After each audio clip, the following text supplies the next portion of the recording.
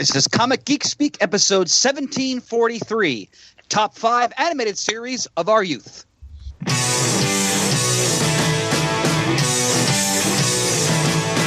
got it on Wednesday, and you was psyched about it, going to the volume up. These guys will talk about it, everything the geeks love. From cakes to laser beams, opinions like the seasons, and everything you read in comics, movies, games, toys, artists, come! Comic Geek Speak, comic Geek Speak, comic Geek Speak, comic Geek Speak, comic Geek. Uniting the world's mightiest heroes, this is... I'm Chris Everly. I'm Ian Levinstein. I'm Adam Murdo. I'm Shane Kelly. I'm Matt. And I'm Brian Chrisman. Comic Geek Speak! Hey, everybody, we found our pants. Oh. I have just buckled my belt. I have pulled up my corduroy trousers. And by God, do they feel good. And I'm not wearing any pants.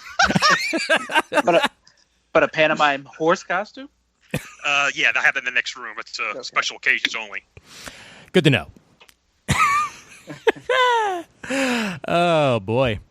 Pantaloons, I'm raising a glass of cool summer lemonade in your honor. Okay. Thank you. Well, it's good to get a nice group of geeks together for this joyous top 5 occasion here. And Pants, officially the first podcast you and I have done together. Really? Yeah. Yeah, we've never been... I don't think we've ever actually been on an episode outside of me interviewing you at a con. Well, yeah, that's what I was going to say. I'm sure you interviewed me at a con at some point. I remember you shoving a microphone on my face like 10 years ago. Hey, pants, here! I'm good at that. Now, Ian, this is your idea, this top 5, wasn't it? It was indeed. Yep. It's a wonderful idea. Wonderful. Thank you. I was surprised. I was surprised. I was going through the list of top 5s and I fully expected this to have been on there at some point, and it wasn't. And I'm like, all right, fine. I'll suggest it. And we're going to do this as a series of top 5s, as this is the top 5 animated series of our youth until the age of 18, and then at a later date, we'll go ahead and do top 5 animated series of our adulthood. So, all right. Go ahead and knock that out. Chris, you're always good at explaining how these top 5s work. You want to go ahead and do that? Sure. For maybe newer listeners not familiar with the format, basically each member of our merry cast comes to the table with their top 5 selections. Many people also have alternates as well. And we do a round robin where each person, we start with number 5. Each person gives their entry. And then after each person gives their entry, then we go back to the first person. They give a little more of a detailed explanation as to why they chose that. And then we go 5, 4, 3, 2, 1. So it's pretty straightforward. Sounds good. And as always, this is our hill and our beans. Anything goes. Yep, these lists are 100% arbitrary, and you reserve the right to completely rearrange, retract, or otherwise alter them at any later date, even a few seconds later on. Been there, done that. And we encourage listeners, of course, to contribute their top 5s on the forum. Most definitely. And on Facebook. Indeed. All righty. So how about we go ahead and get started here with, Let's do it. With our number 5. Pantsy, you want to start us off? Oh, sure. Okay. Now, I wish I was in the studio and could play some theme songs, so I'll try my best not to sing along too much, but my number 5 is, let's see, here we go. I'm going to try. We're off to outer space. We're leaving Mother Earth to save the human race. Our star blazers. Outstanding. Shane, you're number 5. Battle of the Planets. Oh. Nice emphasis. Two very compatible choices there. Yep. Yeah, well, his number 5 is my number 4. Nice. Chris. I could sing it again because my number 5 is also Star Blazers. Nicely done. Matt? Wow, this is, as I mentioned before, the hardest top 5 I've had to do, just to limit it to 5. But I went with Centurions, Power Extreme. Oh. And Murd? Yep, I concur with Matt. This was kind of a tough squeeze for me, too. I've actually got 50 different animated series written down on the pad in front of me. But the first of the 5 that rose to the top of the pile, the cream of the crop, my number 5, Visionaries, Knights of the Magical Light. I had a feeling that'd make the list, Murd. Well done. Mm-hmm. And my number 5, Thunder. Thunder. Oh. Thunder. Thundercats. Ho! All right. Alrighty. So, Pansy, tell us more about it. All right. Well. First of all, my years up to 18 go to the year 1987. So this is all pre-87 stuff. For me, I remember the thing I like about Star Blazers the most is that as a kid, it was a continuing story. It was on in the U.S. here, it was on 5 days a week. I would run home from school as a kid, get home by 3:30, up in front of the TV, and watch Star Blazers. Now, I'm pretty sure I have not seen this in over 35 years. Oh, Wow. Well, now I watched the theme song, so I can remember refreshing myself with that. But my memories of this are just, it was tremendous animation. Everything you needed to know was in the theme song, as you heard right there. It was like a year-long travel to save the Earth. I recall when after a while, they actually turned back and came back to Earth. But this is one of those shows, like so many things, I want to watch again. Now, I know this was originally called in Japan Spaceship Yamamoto. Did I have that correct, Chris? Spaceship Battleship Yamato. Yamato. Yep. Okay, Yamato. But it's been so gosh darn long since I've seen this. But I just remember as a kid, like I said, I would come home from school to right down in front of the TV, 3:30-ish, here in the East, and just watch Star Blazers and loved it. But again, 35 years ago, I can't tell you much else about it other than it just riveted me as a kid. So do you remember that it was the quest for Iskandar and then the Comet Empire? Shane, you're going here places. It's a blank to me from that far back. Okay. I'd love to get my hands on at some point, the originals, whether it's dubbed or not dubbed, I don't even know. But I'd love to just watch it again from the beginning, just like so many things, just a matter of finding the time to do that. Now, Pantaloons, I think I have some DVDs. Next time I see you, I'll lend them to you. Well, now you're going to make me just not want to leave the house again. I don't think there's a reason to do that. But, It's so worth it. Okay. Well, yeah. Willing enablers, Brian. I would love to refresh myself with this series because, like I said, I've got fond memories of it, even though they're fading as I get older and older. So that's my number 5, Star Blazers. All right. There was once a few years ago that iTunes had the quest for Iskandar up in 5 parts. And I bought the whole thing. It's no longer for sale, but because it was in the United States, I can still download them. They're still in my, quote, library. Nice. Yeah, I've done that with a few things over the years, and same with video games also. It's like once it's there, it's yours. Yeah. All right. So, Shane, tell us more. So Battle of the Planets is very similar to Star Blazers for me. The difference was Star Blazers was in the afternoon, just like Pants said, 3:30, Fox 29 for me out of Philly. Battle of the Planets was on early in the morning at like 6:30 or 7, maybe 7:30. I could catch it before school if it ran then. It would run over the summer sometimes. And it took another Japanese animation show called Gatchaman, dubbed it into English, and added a couple little things to make it more, quotes, U.S. friendly by adding Seven's Arc 7 and Girl Friday, this female voice computer in the underwater aquatic base. You had a group of teenagers that were, I believe, genetically engineered to work together, and they had special powers given to them, not like flight or superpowers or anything, but they were very agile. Each had their own weaponry that they used. Mark used like a boomerang thing shaped like a bird.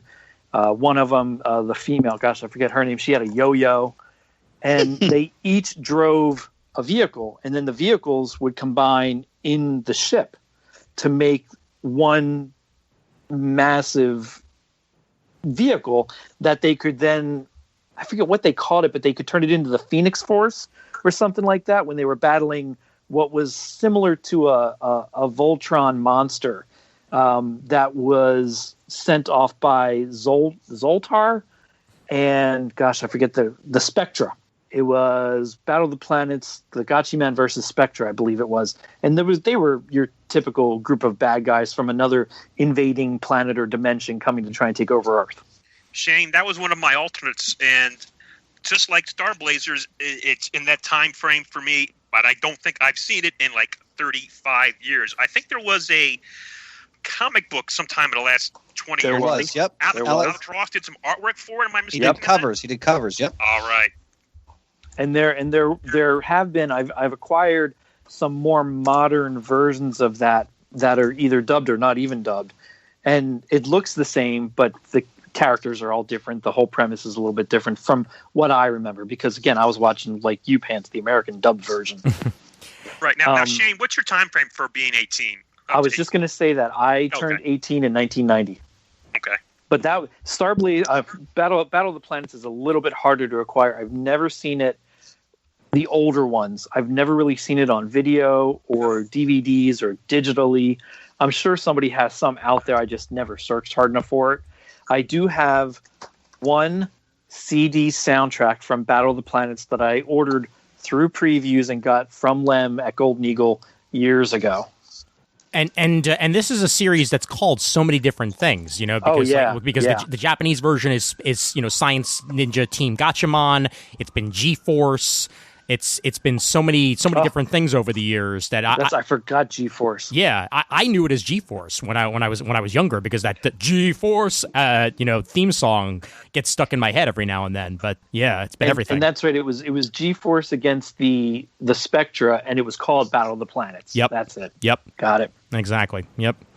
Great animation, great costumes. I've seen a couple really nice cosplays over the years online.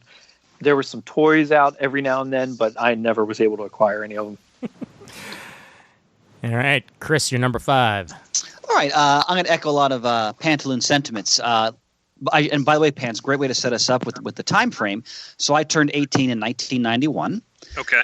Like you, I would look forward to watching about Star Blazers after school. For me, I think it was WPIX 11, if I remember correctly. And this cartoon, I got to tell you, it blew my mind. It kind of changed my perspective on cartoons, and in some ways it not ruined but diminished cartoons that came after it. Because what struck me about the show, and I was a very young kid when it was being shown in the United States, is that people died on it. Yeah, and it was an ongoing story. And I haven't watched it in a long time. I don't know if it would still hold up for me now. I'm actually curious now to watch it again after so many years. But what always stuck with me was that it was an ongoing saga. As a young kid, the relationships of the characters seemed a little bit more involved and sophisticated.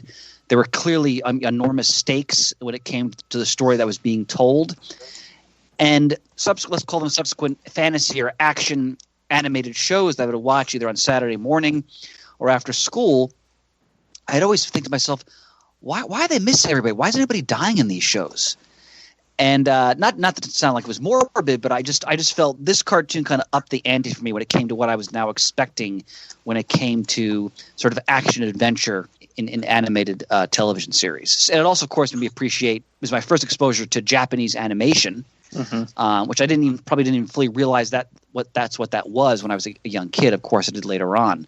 And of course, when I was even older, the fact that they actually, raised the actual World War II era Japanese battleship Yamato from the bottom of the sea to refurbish as a spaceship is just immensely cool.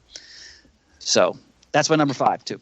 The only thing I'll add to all that is I also believe, at least from what I was watching it out of Philly, it was only on in the summertime, not during like September through May. It only ran June, July, and August, and then it would go away again. Yeah, possibly. I don't remember myself. I just remember watching it in the afternoons. I just know that I was coming home from school to see it, so I wherever I watch it, Shane, I'm a little older than you, so yeah. It's a problem there. Yeah. Well, I can vouch that Jamie used to do exactly the same thing, Brian. Ah, that's awesome. All right, Matt. It was just so Centurions.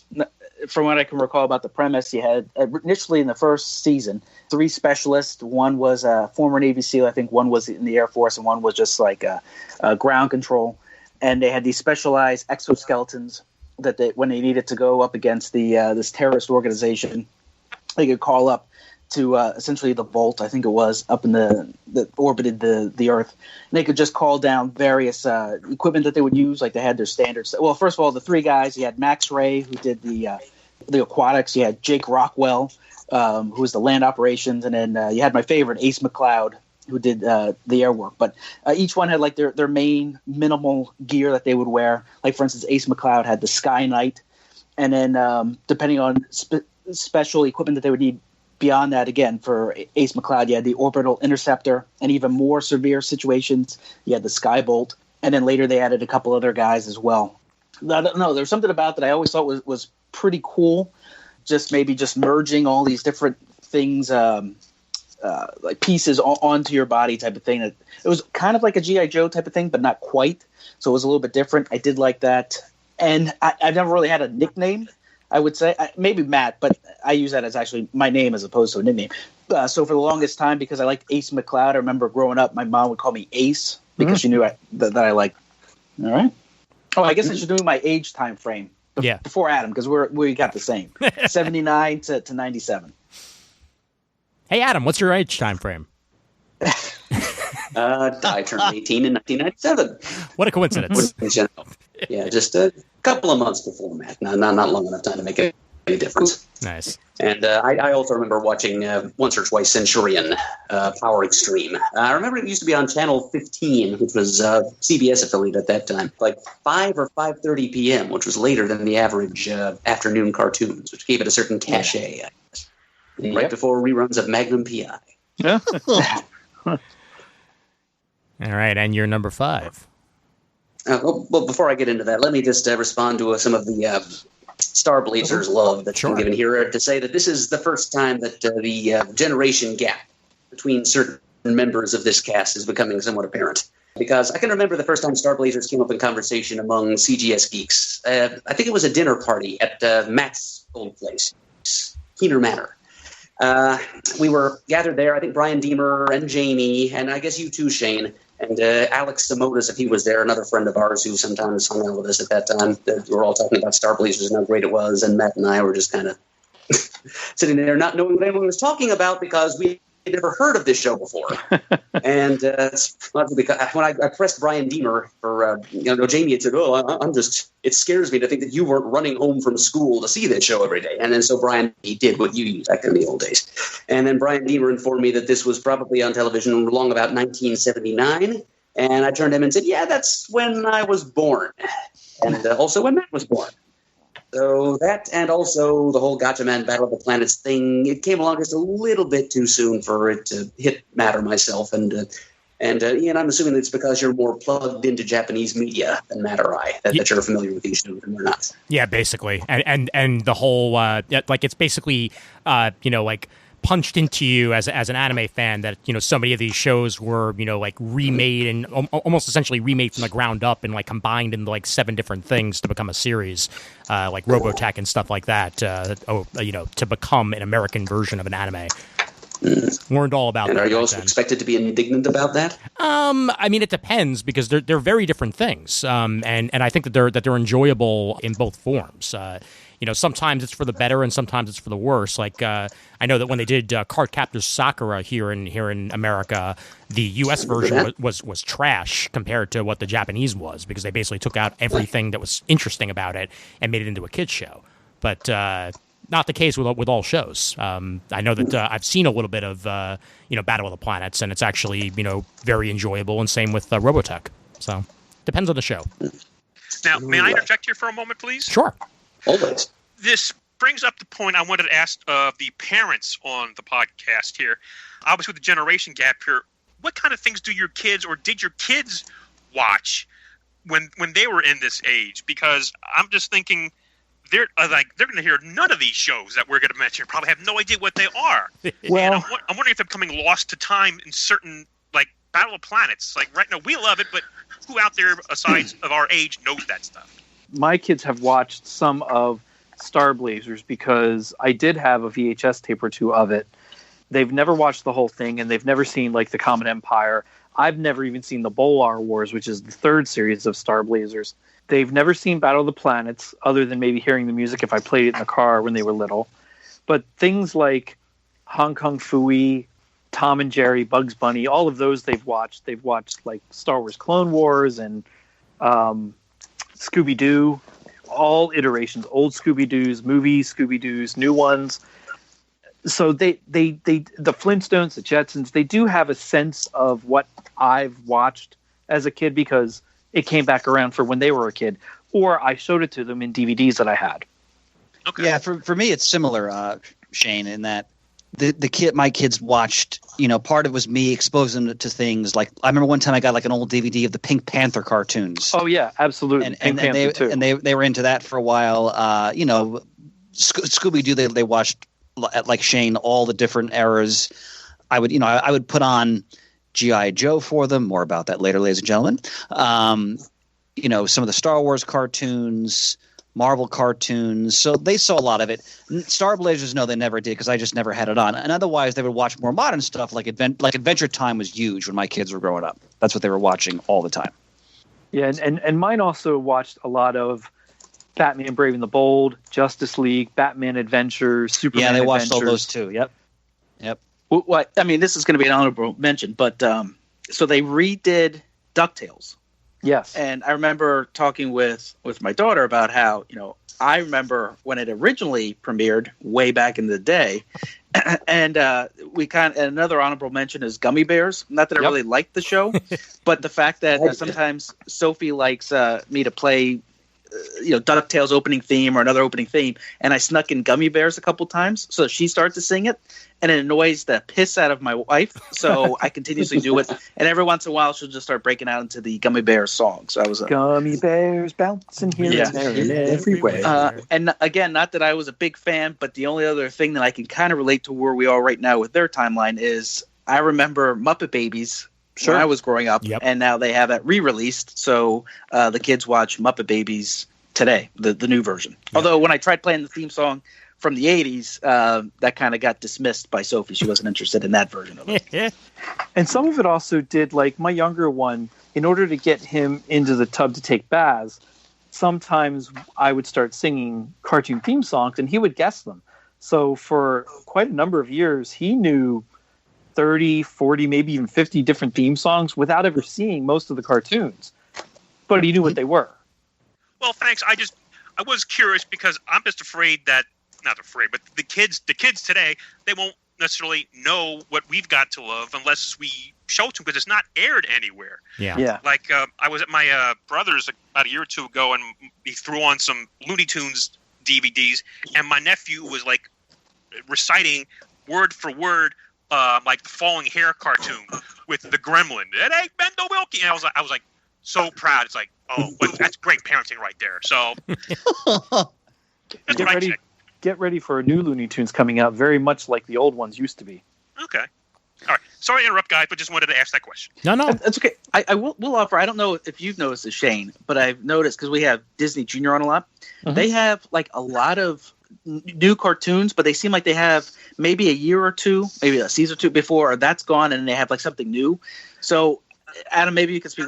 I guess we had a lot of cartoons growing up, and I just never really noticed like the amount because they just seem to go on for forever. Well, but I've noticed now with the kids is they seem to be short lived. Part of that is what we used to watch as kids was rerun constantly. Yep. But only had 16 to 20 episodes. And it wasn't even like it was many seasons. Like one of my what I'm going to put as my number 4 now only had 16 episodes, yet I thought that had hundreds, but it was rerun constantly. In today's world, most animated series that I know of and I've heard explanations for are it's 2 to 3 seasons and out because it's cheaper to do that and then syndicate it around the world than it is to keep producing new episodes. Yeah. We also have to remember that when we were growing up, some of us on the show right now, that there were Saturday morning cartoons just don't exist anymore. Yep. So that's important to note as well. Yep. All right, Mert, go ahead. You should elaborate on your top 5, sir. All right. Well, Chris, you accurately predicted that it would be Visionaries, Knights of the Magical Light. And that is actually standing in as the only representative toy-based cartoon in my top 5. It is bearing the load of such luminaries as Transformers, the Thundercats, which we'll hear more from Ian shortly, even He-Man and the Masters of the Universe. You know, much as I enjoyed that for a time in my youth and had so many of the toys, that did not make the cut for my top 5 list. Instead, Visionaries, which of all the toy-related merchandising cartoons of the 80s, I thought it felt like it was made the most for me. Naturally, it only lasted one season, 13 episodes. Go figure. But yeah, it was like G.I. Joe. It was a Hasbro cartoon. It was a Sumbo production. And the premise was it was set on the faraway alien world of Prismos, the culture which is a lot like that of Earth in a lot of ways, except it was much more scientifically advanced. It was a scientific utopia. But then one day, the three suns of Prismos' trinary star system aligned in such a way as to trigger the end of the age of science. Like it was the equivalent of an EM pulse, I guess. And all technology ceased to function on Prismos, plunging the Earth immediately back into plunging the Prismos back into the Dark Ages, into feudal times, basically.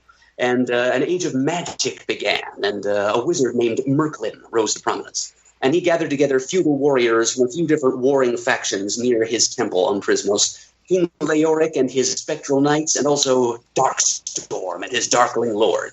Called them to his temple and allowed them to sample of his magic so that they could continue their struggle for the fate of Prismos while all occasionally running little errands or quests for him, for Merklin the wizard.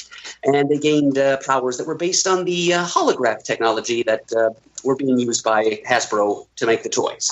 So each of them had a little holograph pick for us was their animal totem, and they had the ability to transform into those animals at will. Really neat visual effect. The animal would leap out of the holographic chest plate on their armor, and their human bodies would disintegrate into like a shower of shafts and J.J. Abrams-worthy flares of light behind them. And the animal body would become their real body until they were done doing whatever beast work they were doing, and then they could transform back to human form at will. Some of them had magic holographic staffs, or staves, which granted them certain powers whenever they recited a little spell. Like, for example, one of them had the power of super speed. And that poem went, sheath these feet in the driving gale, make swift these legs, o'er land I sail. I know this because I recited it to myself at soccer practice many times as a young man. It never seemed to work quite as well for me as it did for Sir Witterquick on the show. But yeah, so they were knights of the magical light. With magical powers, they fought. And they did so for one season, 1987-88, I think it was, with a little bit of reruns. This is a show that I was not able to see at home in Berks County, Pennsylvania, because whatever channel it was on didn't come in well enough on our antenna. This would have been Channel 29 out of Philadelphia. I can remember once or twice trying to tape it on a very, very weak broadcast signal and barely being able to watch the resulting recording. But I squinted through the snow just for the sake of watching the show because I loved it so much. It appealed to my sensibilities as a consumer of fantasy televisual fiction so much. This was G.I. Joe for people who liked fantasy. You know, when I was a kid, I didn't play soldier, I played sorcerer. So this show was totally geared to me. And I did have quite a few of the toys and the vehicles and whatnot, and I really wish that it could have gone a little further than it did. You know, another wave of action figures, maybe. There was a little attempt at reviving it in comic book form at IDW recently, but that flopped pretty badly right out of the gate. Ian, you might not be happy to know that Magdalene Visaggio, a creator I know you admire, was the writer for the Visionaries versus Transformers miniseries that they published and that failed. Yeah, and there was talk of the Visionaries being part of a Hasbro cinematic universe too, but that never really went anywhere either. So, as a Visionaries fan, you know, it is kind of one of the lost treasures of my childhood, and I'm just waiting for the right creative vision, no pun intended, to come along and really revive it in such a way that will suit the 8 or 9 year old me that enjoyed the show so as much as I did. Well, you never know; it could still happen. Fingers crossed. Alrighty, and my number 5, as mentioned by Murd, was Thundercats. This was the first real series that hit home with me as a kid. Me being the youngest of the lot here, I turned 18 in the magical year of 2002. I'm the youngster here. I like being That's the youngster. Right. I like it. It's no longer me. There you go. But I used to run around with my Lion-O toy and the small little Sword of Omens that it came along with, and even though it was just the size of the toy that it came with, I would run around with it as if it was a giant sword. And I still remember to this day losing it in one of those old fireboxes because I went to quote unquote stab it, and it fell through the firebox into inside of it, and I never saw it again. So that's it's still a memory that sticks in my craw from like when I was probably about 6 or 7. Thundercats was a series that had bits of Star Wars in it, had bits of Superman in it.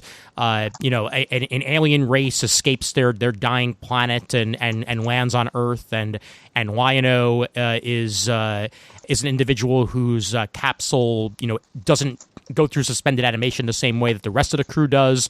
So he ages in real time, while the rest of them are still the age they were when they left their home planet Thundera in the first place. So now essentially this boy king is left to learn how to be an adult and to be the leader of the Thundercats at the same time. And it's surprisingly sophisticated with what it puts together. This third Earth is very well realized, and Mum-Ra the ever living is a well realized villain that still sticks with me today. And just overall, it had plenty of personality to it, and I had no idea it even lasted as long as it did, but it lasted a solid 4 years, from 85 until 89. And I remember definitely watching it tons in syndication long after it had been off the air, and eventually it wound up airing on Toonami as part of the Cartoon Network Toonami block when it first aired. And I loved watching those again for the first time in years. And they try to revive it years later as sort of closer to like an Avatar: The Last Airbender show. And I enjoyed that as well, but it was definitely a very different take on the series. But that original holds a special place in my heart. I remember the toys, getting those because they had this like battery thing that you put into their back and their eyes would light up. Yep. You had to mail away for Mum-Ra and the mummy form. So I remember getting that and having the cat slayer. But one of the things that I always thought was a travesty, I had the Sword of Omens, but you never got his like claw shield. So I remember making one of those out of paper, and I had it rigged up with a straw, bendy straw, so it clip onto my belt, and wearing that to school, and then being told that obviously I couldn't have that because at the same time I had it wasn't Legos, but it was some type of like a connector set that I had a mini sword that I kept the other pieces that I could extend into like a full length sword, and that was kind of seen as a weapon in first grade by Mrs. Wolf. So I was not allowed to bring that back into school. I was not nearly as creative with my Thundercats adventures, but I love it nonetheless, man. Ian, was there ever talk of a movie for Thundercats? Oh, there's been talk tons of times. Yeah. Okay. I feel like they've started and stopped a bunch of times on that. There was supposed to be the series was originally animated in Japan, even though it had English voice actors. And there was talk at a time of there being an OVA that they were going to make. That's a direct to video Japanese animation series. But that never came to fruition. And there's been talk of live action movies a couple times. There's been talks of CGI animated movies a couple times, and that's done nothing. And there's supposed to be like a Teen Titans Go-esque series coming to Cartoon Network called Thundercats Roar. That's supposed to start next year. That I'm not exactly. I saw a trailer for that or something. Yeah, not exactly looking forward to that, but we'll see how that goes. Now, before the regular show aired daily, there was one Sunday afternoon, Fox ran it as a matinee movie. All five episodes of the first story, very much like they would almost G.I. Joe and the Mass Device or something like that on occasion. So I saw it first as a 2-hour movie, and then it went into half-hour episodes. That's cool. That was way back, 85, 87, whenever it started. Yeah, I don't remember seeing it as a movie, but then again, when it first started, I was a little bit young, but I still managed to get into it after the fact. Yeah. Just quick, did you ever hear the outtakes? Oh, listen to the recording. What the fuck is a samoflange? Yeah. Oh my God, those are hysterical. They hear the voices that I imagine these action figures I was collecting speaking. Good laugh. I don't know what the poop I'm talking about. Larry Kinney, ladies and gentlemen, also the voice of Count Chocula. Really?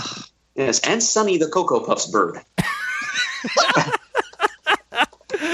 But he'll always be Lion-O to me. All right. How about our number 4s? Matt, you want to start us off? Sure. I went with He-Man Masters of the Universe. Nice. My number 4, and let me make sure I get this right here. Here we go. 1,000 years ago, superstition and the sword ruled. It was a time of darkness. It was a world of fear. It was the age of gargoyles. That's a good one. Shane? Mine is, since it was Star Blazers, it's going to be Clue Club. Okay. Huh. No. I've seen ads for that in old comic books. Yeah. Murd? The Smurfs. Beautiful. And Brian? There's no need to fear. Underdog is here. Yes.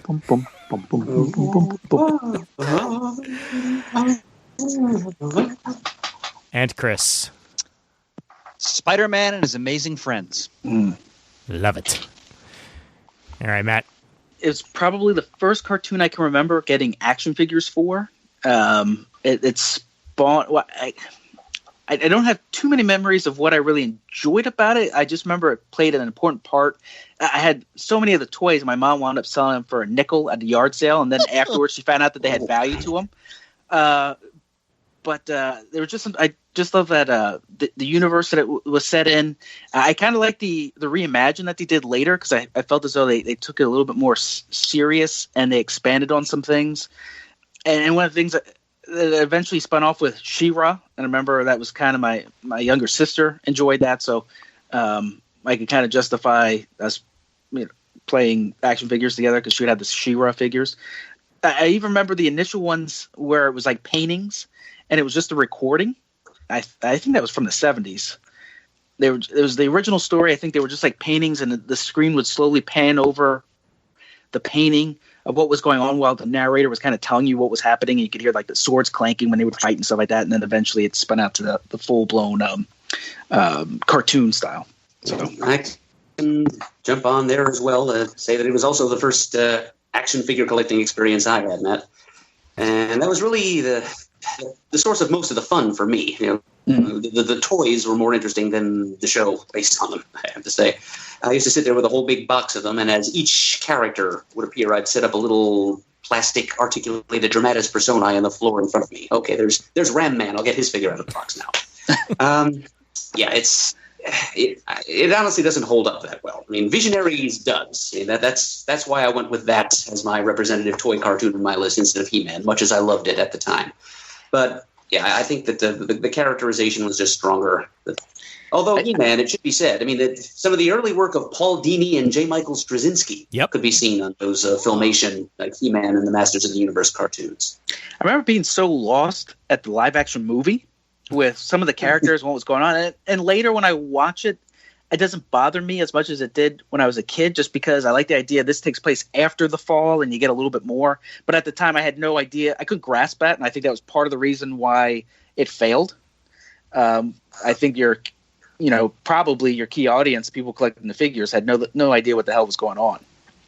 Yeah, and there's a really good Toys That Made Us episode on He-Man. If you haven't checked that out on Netflix, it goes through the whole history of the toy line and some of the attempts to revive He-Man over the years as an animated series. One that was set in space. And had some really weird costumes. was not exactly a good step in the right direction. I just remember that He-Man had a very unfortunate gait when he was running in that cartoon. I always felt like, even as a kid, that he was trying desperately to get to the nearest bathroom stall. I just thought his run was very strange. Yeah, it was really shitty animation. I think some of it was rotoscoped. Oh boy. looking back, you think after a while they would figure out who Cringer was at least? Because you saw no other cat, from what I recall, that had the exact same markings as him. And when you saw Battle Cat, and it just seemed like at some point, maybe this is like the whole Clark Kent thing with the glasses, like somebody would start to go, Yeah. I wonder if that's Prince Adam. Well, my number 4 was Gargoyles, and this is a series that came along right at the right time for me. It originally aired on October 24th of 1994, so I was 10 at the time.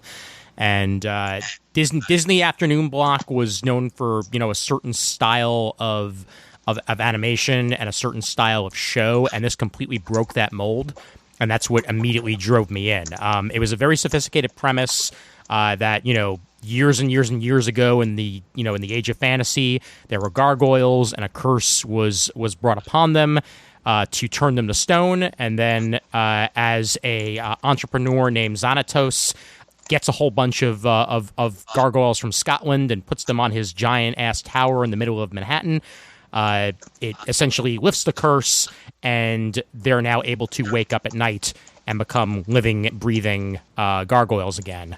So much of the cast of Star Trek The Next Generation was on the show. Yeah. In one form or another. I mean, you had Marina Sirtis, you had Jonathan Frakes, you had the Michael Dorn, Kate Mulgrew from Voyager was a voice at one point, Nichelle Nichols from the original series, and Brent Spiner played at least one voice, and I think also Avery Brooks was on it too.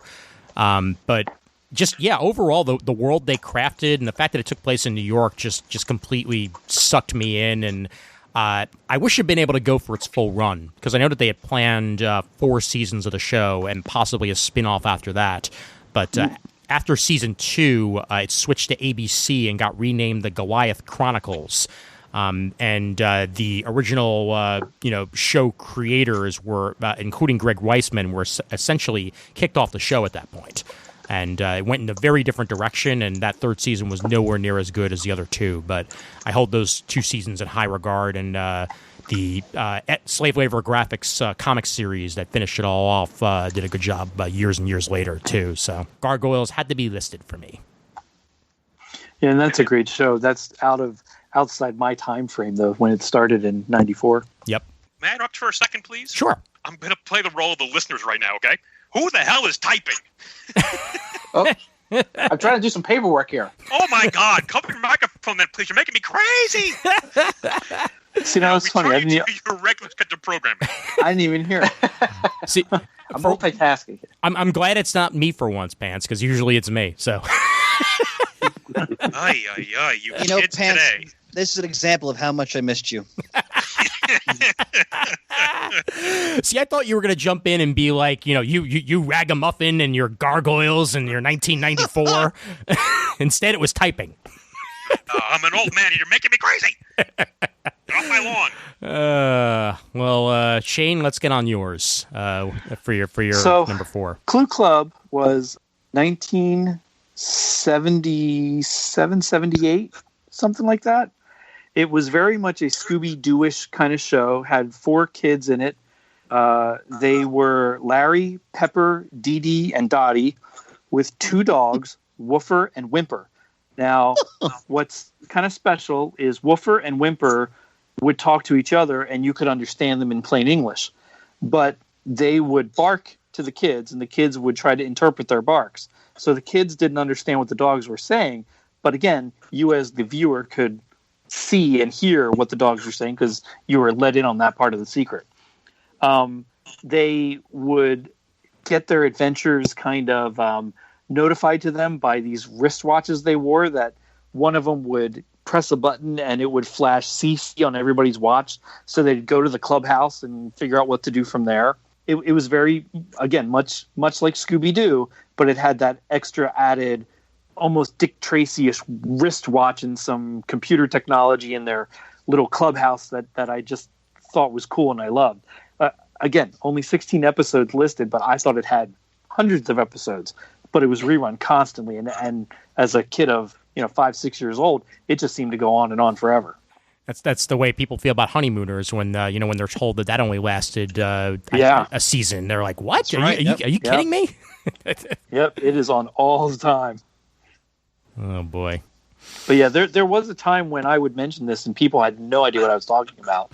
And finally, once the internet really started to take hold, I was able to do some searches and find out that I wasn't crazy. Because there was no toys, no books, no nothing that I had. I only had what I saw on TV, and when it was gone, there was nothing. Yep. Shane, I can verify that. Well, you don't need my verification, of course, but I do have at least a couple print sources to prove that the show existed. Because, as I said, one of those full-page ads that the networks used to air to promote their Saturday morning fall schedules. The debut of Clue Club was mentioned in one of those ads, so I do know what Woofer and Winter look like. Cool. Kind of bloodhounds, and did they wear deerstalkers? Yeah, one of them did. All right, there you go. Verification. and your number 4, your blue number 4, Mr. Murd. Yeah, la la la la la la. We're talking the Smurfs here. Yes, probably the most famous example of Franco-Belgian comic characters in the United States. Brought over here by Hanna-Barbera, based on the comic book work of artist Pierre Poulifort, better known as Pio. And the Smurfs were a constant companion of mine throughout pretty much the entirety of my childhood, from ages 3 to 11. One of the very earliest, I don't think it was the first memory I have of watching Saturday morning cartoons, but no more than second or third. One of my very earliest memories of Saturday morning TV is the Smurfs. And they were my ne plus ultra for cartoon watching. They were the centerpiece of my Saturday morning ritual. And there were very few things that could get me to change the channels on the Smurfs for the entirety of their 9-season run. The only show that could get me to do that was Pee-wee's Playhouse. And that would probably be on my top 10 if it were only a cartoon show, which it isn't. So, enough about that. But yes, the Smurfs, just a race of little blue elf-like critters who lived in a forest in the middle of a medieval fantasy kingdom, constantly pursued by the wicked sorcerer Gargamel and his cat Osriel. And there were like 100 of the little guys, so just a never-ending resource of different characters, different personalities to play off one another. Their world was in a state of constant flux, it seemed. There were always new Smurfs being added or discovered, or the Smurfs were being put through strange permutations and magical transformations in various episodes. And their final season, kind of a landmark of my late childhood here, this would have been the 1989-90 season. I didn't know it was the last season at the time, but it was one of those deals where the show ends with a cliffhanger that was never resolved. Like the Smurfs spent that entire season lost in time. Yeah, they found a baby Triceratops, and they needed to return him to his native time period, so they used some magic crystals to go back in time and drop off this dinosaur. But then they lost the ruby key that controlled the magic crystals, and so they were stuck trying to reassemble the magic crystals in the proper configuration by hand to get back to their proper place in time, and they spent the entire season just tripping to different time periods. The animators must have had fun redesigning the Smurfs, because part of the magic was that their clothing changed. To be appropriate, just so they could blend in. The fact that they were 3 apples high and blue didn't make them stand out enough. But their clothing was certainly de rigueur. So they got to visit ancient Egypt, feudal Japan, 19th century Switzerland. The list goes on. But they never got home at the end of that season, and then NBC pulled the plug. And it was only like 1 or 2 seasons after that NBC stopped airing cartoons altogether, thus sounding the death knell, the first death knell for the decline and fall of the Saturday morning institution as we as children understood it. And the loss of the Smurfs touched me pretty deeply. I mean, at the age of 10 or 11, I was so captivated by this silly time travel concept, I actually got out scratch paper and designed different Smurf outfits for different periods of time and points on the globe that the Smurfs did not visit in the course of that season. I just wanted more that much. It sounds like the subtitle for the season merge should have been Dr. Blue. Yeah.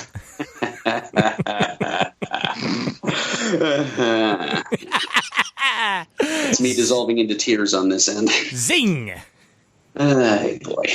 Yeah. The Smurfs, I mean, they take a certain amount of flack. I know there are people who criticize it. I mean, I can remember that this is. I probably should have mentioned this at the outset. We have actually done reminiscences of favorite cartoons on CGS before.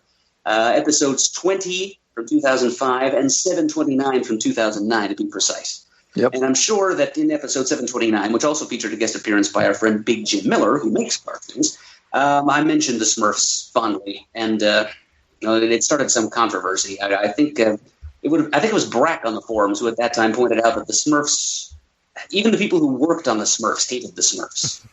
But I can't agree with that. I thought it was very imaginative. I thought it was just as full of fun. There was some quality humor. I loved the personalities of the different Smurfs. Brainy was always my favorite. I related to him. I just kind of winced every time the other Smurfs threw him out of town and he landed on his head. But yeah, it was very much up my alley. I just loved the adaptability of these little blue characters, all the different magical jams they got into and out of week after week with a little help from their friends in the human community. It was probably my favorite Saturday morning cartoon of my childhood. So it had to be on this list. Yeah, I remember watching it a bunch as well when I was young, and I was also into the Snorks a lot. Yeah. Yeah, yep. But I, in fact, I think I might have been slightly more into the Snorks than the Smurfs, but Smurfs were always there. Neatest thing I had back in the day when the Smurfs came out, there was fluff and stuff stores in malls, but the only one I knew of was down in King of Prussia. And we went down one time and walked into Fluff and Stuff, and they had a whole wall full of Smurf figurines, and one of them was a Smurf in a cage. And I bought that and hung it from the ceiling in my bedroom for years. That's a Smurfin' good toy. Yeah. Smurf, yeah. All right, Pants, you're number 4.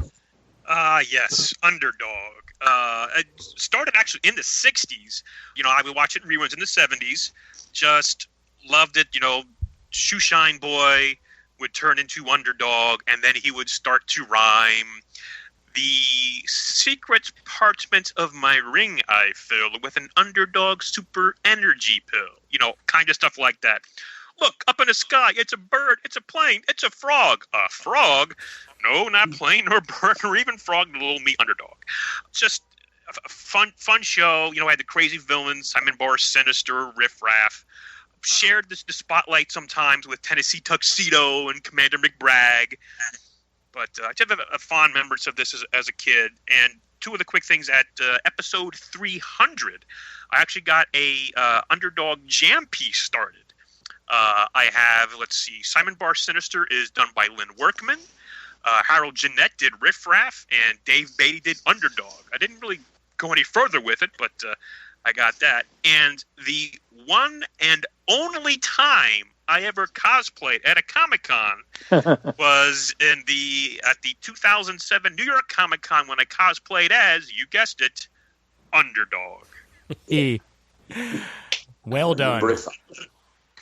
Now, just out of curiosity, Brian, if you could get any artist to draw Sweet Polly Purebred on that jam piece, who would you choose? Oh, geez, that's a good question. Well, I probably should think of people who actually were at episode 300, and you'd have to give me a minute to think about that. But I don't know. I just never continued with it. But that's another time I'll have to think of the answer for that, dear Murray. Put me on the spot. Well, mull it over. Okay. And there was an Underdog, a new Underdog comic series that came out not too long ago, if I remember correctly. Yeah. Yes, that's correct. I did get that, and I know there was a live-action movie. I stayed away from that. But this is one of those. This is one of those shows. I know it is on home video, but I don't know unless a parent shows it to their kids. Kids are never going to have any idea who Underdog is, which is a shame. I feel. Yeah, I had one toy of Underdog. It's about 6 or 7 inches tall. It's made of a hard plastic, and Underdog's head is a hollow plastic, almost a rubber. And I remember getting it at a store. I forget what the store is called. I did look it up and find it one time in Ocean City, New Jersey, along with a Rocky and a Bullwinkle toy of the same company. Yeah, well, about 15 years ago, this might be the same thing. I think Target put out a couple of minifigures, 2-packs of the characters, and in one of the packs was a little energy. It was his ring. Mm-hmm. So and it opened up, so I put that for my couch. Oh, cool. I know when I was a kid, Pants, they used to show it all the time on Cartoon Network just because, that was constantly in the rotation with Rocky and Bullwinkle and stuff like that. But okay, I did not know that. Yeah, but it may have been on Boomerang for a bit, but I'm not sure if they still have the rights to it. So not sure if it's still showing. Well, and Pants, that toy I had, that was from like 78, 79. Okay. No, this is from like the early 2000s. Yeah. All right, Chris.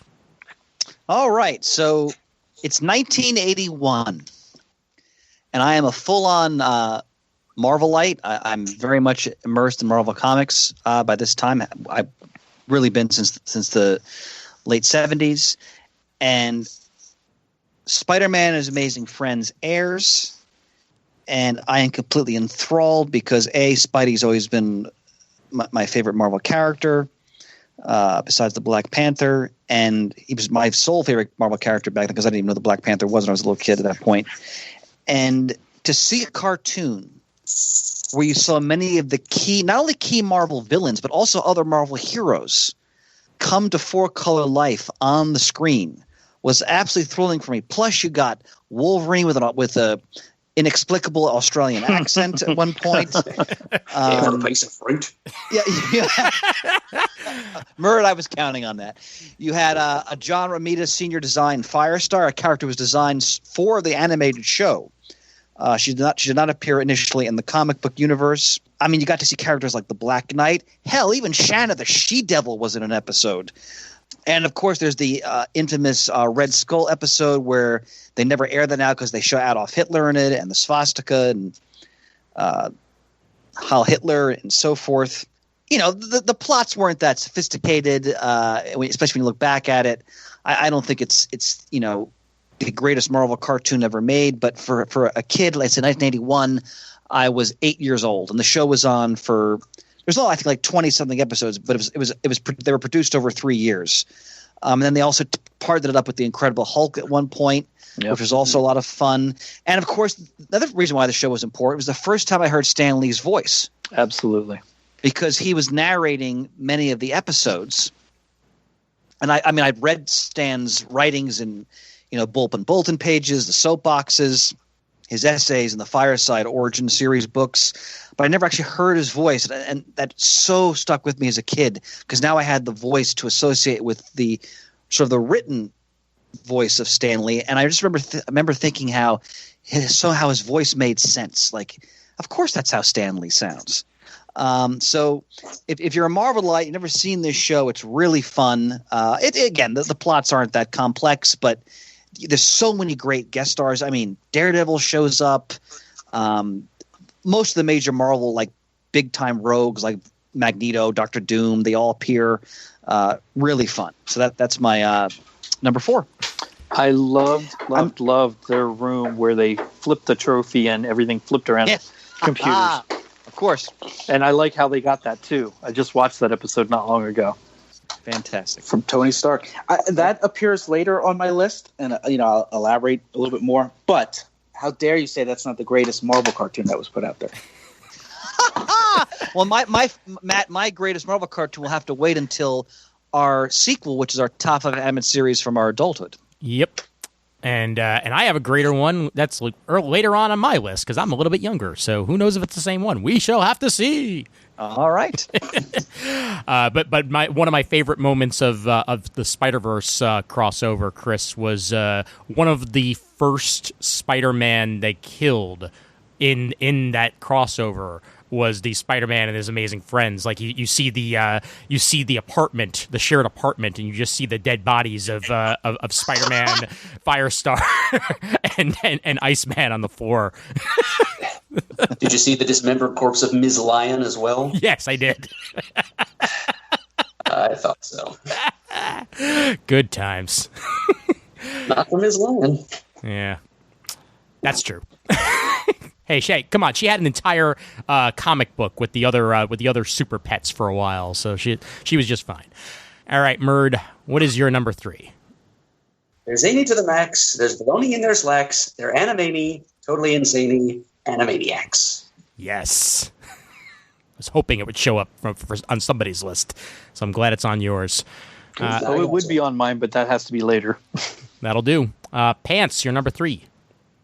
Spider-Man does whatever a spider can. Spins a web any size, catches thieves just like flies. Look out, here comes the Spider-Man. Outstanding. That booming stentorian voice, fantastic. I got a little tingle. Okay, they have appointments for that. Woo. Please check that out at your doctor immediately. All right, Shane, you're number 3. G.I. Joe, a real American hero. My number 3, Teenage Mutant Ninja Turtles, Heroes in a Half Shell, Turtle Power. And Matt?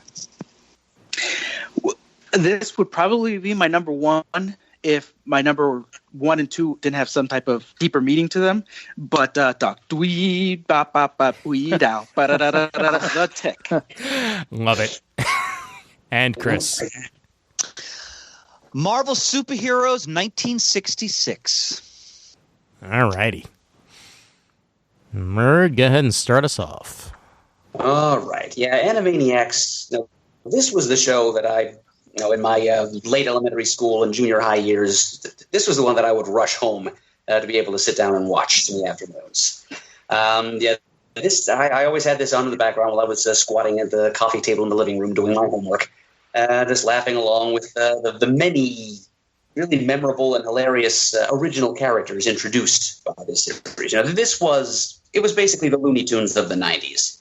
Much more so than the actual Looney Tunes themselves were, because they'd devolved into advertising icons and Space Jam characters by then. But the Animaniacs, they were new, they were funny. They were funny in a lot of the same ways that the original Looney Tune characters were, but they were geared more towards a contemporary sensibility of humor.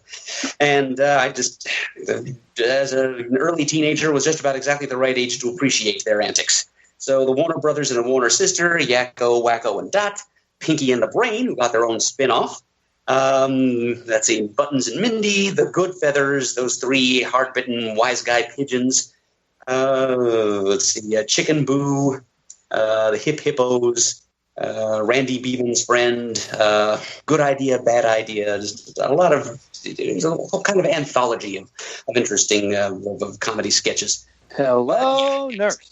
Whole lot of, funny original stuff. Lots of, and I'm sure if the humor would age all that well, since a lot of it was topical and therefore kind of would be extremely dated by now. But at the time, it was hilarious. It was just the tonic I needed at the end of a long, grinding day of junior high, which was not a fun time for me.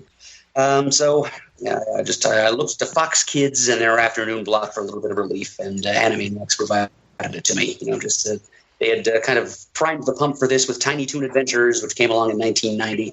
And then when Animaniacs came along in 1993, it just kind of ascended to the next level and provided some real cathartic, wisecracking, occasionally physical humor. And I loved every minute of it. I watched it as long as it was on, well into college. Well, it's all available on Hulu now for anybody who has streaming access to that. And last I checked, there are still plans to revive it.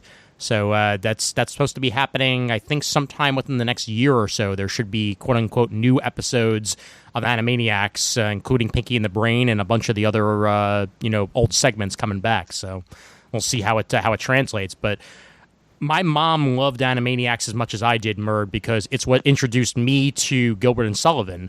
And my mother was a huge Gilbert and Sullivan fan. So she'd sit there with all of their parodies, and I'd be laughing hysterically, not knowing what it's based on, and she'd be singing along the original version, essentially. That's one of the many ways in which Animaniacs was the natural inheritor of the old classic Looney Tunes, Ian, because those old cartoons did borrow pretty heavily from classical music. Animaniacs, if anything, did so even more explicitly. Yep. Still sad. I was going to see a Gilbert and Sullivan show, I think on like my 10th birthday, and happened to be sick on the day of my birthday, so couldn't make it. Oh. So it goes. All right. Pants. Yes, the original Spider-Man cartoon, I guess a.k.a. Spider-Man 67 or so. And I actually have the DVD box set in my hand, and it tells me that there are 52 episodes of this series. 52! But again, in the 70s, I just loved watching this. Again, the theme song, the opening shot, like Spider-Man in color, the cast of characters, J. Jonah Jameson. You have like all his like villains, the Rhino, Mysterio, Green Goblin. There it is. Just a great classic animated series, which again I'm not sure the kids today know much about it, but oh my God, the end of Into the Spider-Verse, just beautiful at the very end there. But this just hits all my buttons here. And I mentioned on a show way back in the CGS archives another reason why this is near and dear to my heart. You have to dig that up to find that out. I won't spoil it for you here, but I just love this show. And yes, Spider-Man, the original animated series. You're pointing at me. I'm clearly pointing at you. No. Yes, the great meme. Yes. Love it. The barely animation. That's my favorite part. No, wait a minute, Ian. My selection is truly barely animation. We'll get to that in a moment. That is Spider-Man is like the Michelangelo of animation compared to the Marvel 66 cartoons. You make a valid point. All right, Shane. All right, G.I. Joe. So I started watching the cartoon with the Mass Device, which was only a 5-part series, 1 week, and then there was nothing for a while. And then a little bit later, there was the Weather Dominator, and then there was nothing for a while. And then there was the Pyramid of Darkness, and then the show started. And it ran for however long it ran. Lots of fun. I never had any of the tall, classic G.I. Joe dolls or anything like that. I only watched the cartoon and then was introduced to the toys. And then during the cartoon, there was commercials for these things called comic books. And I'm like, wait a minute. Nothing can stop Cobra. What about G.I. Joe? Sorry. And then I found a comic book store next to a hoagie shop that my parents used to take us to. I walked in and found a G.I. Joe comic, picked it up, and that was actually... I had a couple Batman issues over time, but nothing that I would remember or collect. But that issue of G.I. Joe I got and continued on from there. That was my foray into comics. So G.I. Joe really, really started me with comics, but gave me a love of toys and great animation and action-packed story. For the most part, a continuous story. There were things that would happen in certain episodes that they would recall later in episodes. I loved the 2, 3, gosh, if you count Arise, Serpento Arise, the 4 kind of mini films that went along with all the series through its entirety. It was just a lot of fun. I love the cast of characters, all the different branches of military service, having their elite people be in this team to battle Cobra. I loved how all the G.I. Joe vehicles were more grounded in reality, and all the Cobra units, vehicles, and weaponry was more fantastical. It was just a lot of fun to watch. Well, Shane, that's my number one, so I'll talk more about that in the near future. But, sir, magnificent selection. I'll always remember just how great that opening animation was, and then the rest of it. Oh, I know. Yeah. If only the opening animation was how everything was. Oh, my God. Oh, you know what? Actually, let me, because Ian, that's a great point. Shane, do you remember the episode, Welcome to My Funhouse? Do you remember that one? Ugh. Because if you watch that episode, they must have had more money or something for that one, because the quality animation of that episode is much better than a lot of the other episodes. I don't know why. Just whenever you get a chance, watch the Funhouse episode. Yeah, it's noticeably different visually than many of the other episodes. But Ian's right on the money. The opening credits, like, wow, this is amazing. Yep. And then, the quality then doesn't the rest. But favorite episode by far of that entire series, I Am the Viper, and I've come to Vash and Viper I was Vindus. just quoting that today. Nobody knows what I'm talking about at work. We had a client, and part of the name was Viper, and I'm sitting there. I am the Viper, the window Viper. Nobody knew what I was talking about. Oh, so disheartening. I included that in an American Animation panel once at Anime Next, just because I had to spread it to a new generation. I think my favorite episode of that series was, I think it was a 2-parter when they went into the alternate reality. Yep, absolutely. That and the one where Cobra makes Shipwreck think that the Joes have been disbanded. Yep. Yes, that was a 2-parter written by Steve Gerber, actually. Yeah. In addition to the first two, even Pyramid of Darkness mini movie things, those 4 episodes are my favorite. Any love for the movie or no? Yeah. The animated movie. I think about if you look at the quote when it goes Cobra la la la la la la la. Oh boy. Because if you look at my quote on my email from my iPhone, it's from the G.I. Joe the movie. Yeah. Which is something that always sticks with me, so that's why it currently sits on that. But my problem with the movie, and the same with the Transformers movie, is the big stars they got to voice them never carried into the cartoons. Yeah. Like once the movie happened, the episodic portion of it just wasn't the same. My favorite G.I. Joe movie is the one that Warren Ellis wrote many years later. Yes. That's excellent. Oh, yes. That's really good. So my number 3, I remember being about 5 years old and discovering Teenage Mutant Ninja Turtles. And at the time, my parents tell this story, and I believe them. I did not like pizza until the Teenage Mutant Ninja Turtles. I would not eat it, and then suddenly I could not get enough of it. And I thank them for, letting me discover what is, the native food of New York City in pizza. And for also being really what like my entryway in a lot of ways into being a nerd was the Turtles, because I remember also being 5 years old and getting ready for a school picture, and while my mother wasn't looking, taking off the nice shirt that she put me in and putting on my Ninja Turtle shirt and then wearing that for the picture, because that's the type of kid that I was. They had a major influence on my childhood, and it wasn't just the fact that they were a cultural icon. It was the fact that the show was just a lot of fun. And yes, I'm perfectly aware that the show had very little to do with the original comic book, because boy, oh boy, were there changes from that, black and white Frank Miller send-off to what we got in the animated series. But it holds a special place in my heart for the fact that Shredder was voiced by Uncle Phil for many years from Fresh Prince of Bel-Air. And the rest of the voice actors all hit the money. It lasted 10 seasons. This show lasted 10 seasons. Mind you, the last 8, 9, and 10, nobody remembers because at that point it had switched to CBS. And the quality of the show had gone down, and it became like a spacefaring arc, and they changed the personality of the Turtles and a whole bunch of other things. But I hold those first 7 seasons very close to me, and I hope that they hold up, because the few times that I've seen these Turtles show up in more recent media, they have. Of course, the Turtles Forever movie immediately comes to mind, where it was basically Crisis on Infinite Turtles, as I like to put it. Where 2 versions of the animated Turtles get to meet, and we even get the black and white Turtles showing up at one point monologuing, and the Turtles commenting, "Oh God, why is he doing that?" Which I loved.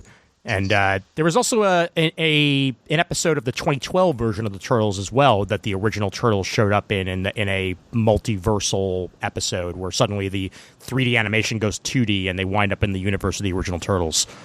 Love it for what it is, and it's a cultural, touchstone that I had to mention. Right. Yeah, I enjoyed it as well, knowing full well it wasn't anything like the comics, but it was a hell of a fun show. Oh yeah, no question about it. Yeah, it's fairly important to Matt and to me also, coming as we did somewhere in life a little bit between you and Shane. But yeah, we had quite a few of the action figures, and we did watch the show semi-religiously. So it was always it was similar to He-Man. I was really just watching to see the action figures, brought to life in 2 dimensions more than I was for anything. I have a Donatello in a trench coat that I recently gave away to a small child. So that's yep. I had tons of the toys myself, and I'm pretty sure I had the pizza launcher also. Now, gents, I'm sorry, but I have to depart. Okay. Do you want to give your remaining real quick? I'll rattle off my 2, but I won't explain. I'll do that at another time. Okay. I know one of them, both of them we've talked at multiple times over the years. My number 2 is the Super Friends cartoon. Mm-hmm. And number 1 is Mask. I knew that was coming. Outstanding. Mobile Armored Strike Strike Command. Yep. I had a feeling that was coming as well, so I'm glad that it was on there. And I have a whole slew of alternates, but that'll be later at another time because it's just fun to go through alternates. Yeah, Next sure. next comic talk, buddy. You can just shout him out. Yeah, that sounds good. Sounds good to me, man.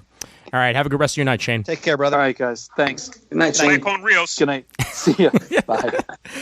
All right, Matt, I believe we're up to you. Yeah, so I'm assuming we've all watched the Tick. I remember just knowing that had something to do with the comic, never reading the comic, and just I was like, all right, it's based on comic, and being like, what the heck is this? And just being enamored with the whole concept. The humor, I think, is what really brought me in because it was something I was like, oh, this is my kind of humor, which later on I see some type of correlation with the humor that I get out of Family Guy. But there's so many good things about that series, the wackiness, the things that just seem like come out of complete left field. And you're just like, what? I don't know what happened, but it's fucking funny as hell.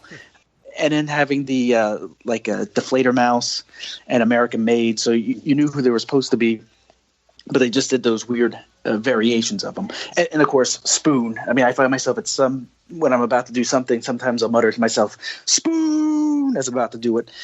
And it's one of those shows that just seemed like it ended too quickly. Yeah. If it brought the original cast, or I think, is Mickey Dolenz still? Well, he got replaced. But if the voice of the Tick could come back and do a new live animated series, I'd be into it. I think that's why I don't really take to the live action, is because to me it has to be that voice. That's what sticks into my head. Yeah, it's one of my all-time favorite cartoons ever made. And not just for this list, but. And my favorite part, Matt, was the fact that it had continuity, like when Cheerface Chippendale tried to write his name on the moon, and for the rest of the series, the moon just said Cha. Yeah, and you know what pisses me off? I don't know if anyone's tried to get these on a collection, but I guess because of rights of a specific writer, certain episodes aren't in the box set. So in the U.S., you can't get the complete series. You can only get the majority of it. And I remember one of them, when they had the knockoff of Galactus, is one of the ones not in the set that you can buy here in the U.S. And that bummed me out because that was one of my favorite episodes. I remember the clone they made of the Tick using a tissue sample, and instead of actually getting a tissue sample, they got a sample of his boogers, and they wound up making a mucus tick. Yeah, Ew, gross. I always remember that he's nigh invulnerable. Love it. Yeah, And I forgot, Matt, until you mentioned it, that Mickey was Arthur, Mickey Dolenz. I forgot all about that. Yeah, I think that just either the first couple episodes, or at least the first season. Yeah. He was replaced by Rob Paulson, who was the voice of Raphael on Teenage Mutant Ninja Turtles, which is appropriate because the Tick himself was voiced by Townsend Coleman, who voiced Michelangelo on Teenage Mutant Ninja Turtles. nice. Really, that's interesting. Go figure. And Chris, you're number 3. For my friend who is more than brother to me. Now, I had to start with one of the overblown melodramatic quotes from one of the greatest cartoons that really is barely even a cartoon ever conceived. The Grant Ray Lawrence Marvel Superheroes, which is the title, which premiered for one season in 1966. Of course, I wasn't alive then. I watched it in reruns. Once again, I think it was either on Channel 9 or 11 when I was a kid in the late 70s and early 80s, somewhere in that time frame. You'll see, listeners will see the theme here. Most of my selections are based on comics because I was already so deeply embedded in reading comics by that point that I was really drawn to any cartoon that featured comic book related characters. And this was some of the icons of the Marvel Universe, albeit they barely actually moved on the screen. And I remember as a kid, I was dazzled by the theme songs, all of which are immortal now. The Captain America one, the jazzy Iron Man theme. Come on. Just to see Captain America, Submariner, the Hulk, Thor, Iron Man, other characters would pop up with the other Avengers, the X-Men, a wide variety of villains. And of course, the sort of the sad aspect of this is that it's all just because this was so cheaply produced, they just took original artwork from the Silver Age stories, Don Heck art, Jack Kirby art, Gene Colan art, so forth, and they just reproduced it on the screen, and they would animate a mouth or an eye, occasionally a limb or a silhouette, and you got to see this classic art on the screen. Now, of course, none of the artists are actually compensated for it, which, of course, one of the great tragedies of this era, the whole work for hire period. But looking back on them as a time capsule, it's just absolutely fascinating to watch them.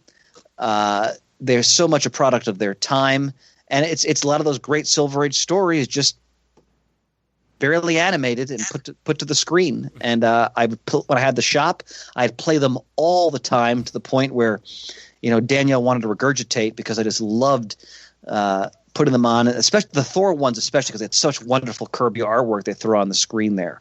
And of course, the acting, the voice, a lot of like out of work, like perhaps even Shakespearean actors delivering these lines. My favorite, of course, is John Vernon, later famous as the mayor in Dirty Harry, and of course, Dean Wormer in Animal House. He did the voice of both Tony Stark and Namor. And whenever I watch his cartoons, I think of him in Animal House saying with such gravitas, "Who delivered the medical school cadavers to the alumni dinner?" So, on so many levels, these are cartoons I cherish. That's my number 3. If they came out today, they'd be called motion comics. Yeah.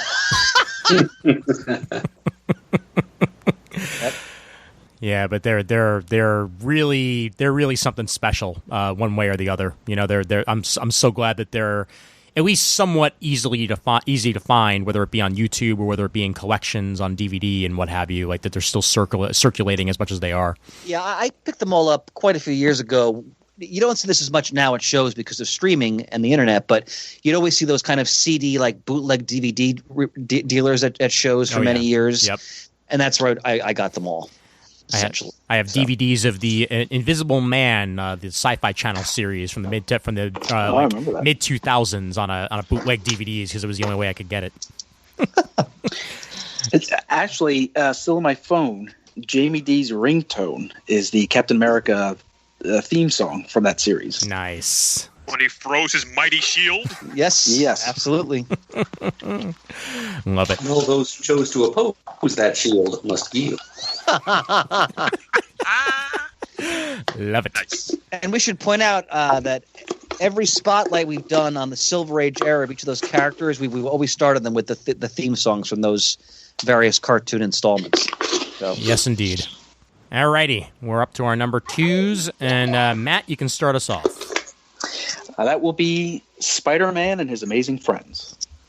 My number 2, X-Men, the animated series. Excellent. All right, Chris? Spider-Man 1967. Nice. Pants?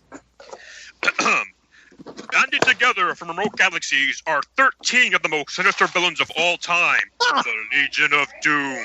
Dedicated to a single objective, the conquest of the universe. Only one group dares to challenge this intergalactic threat. The Super Friends.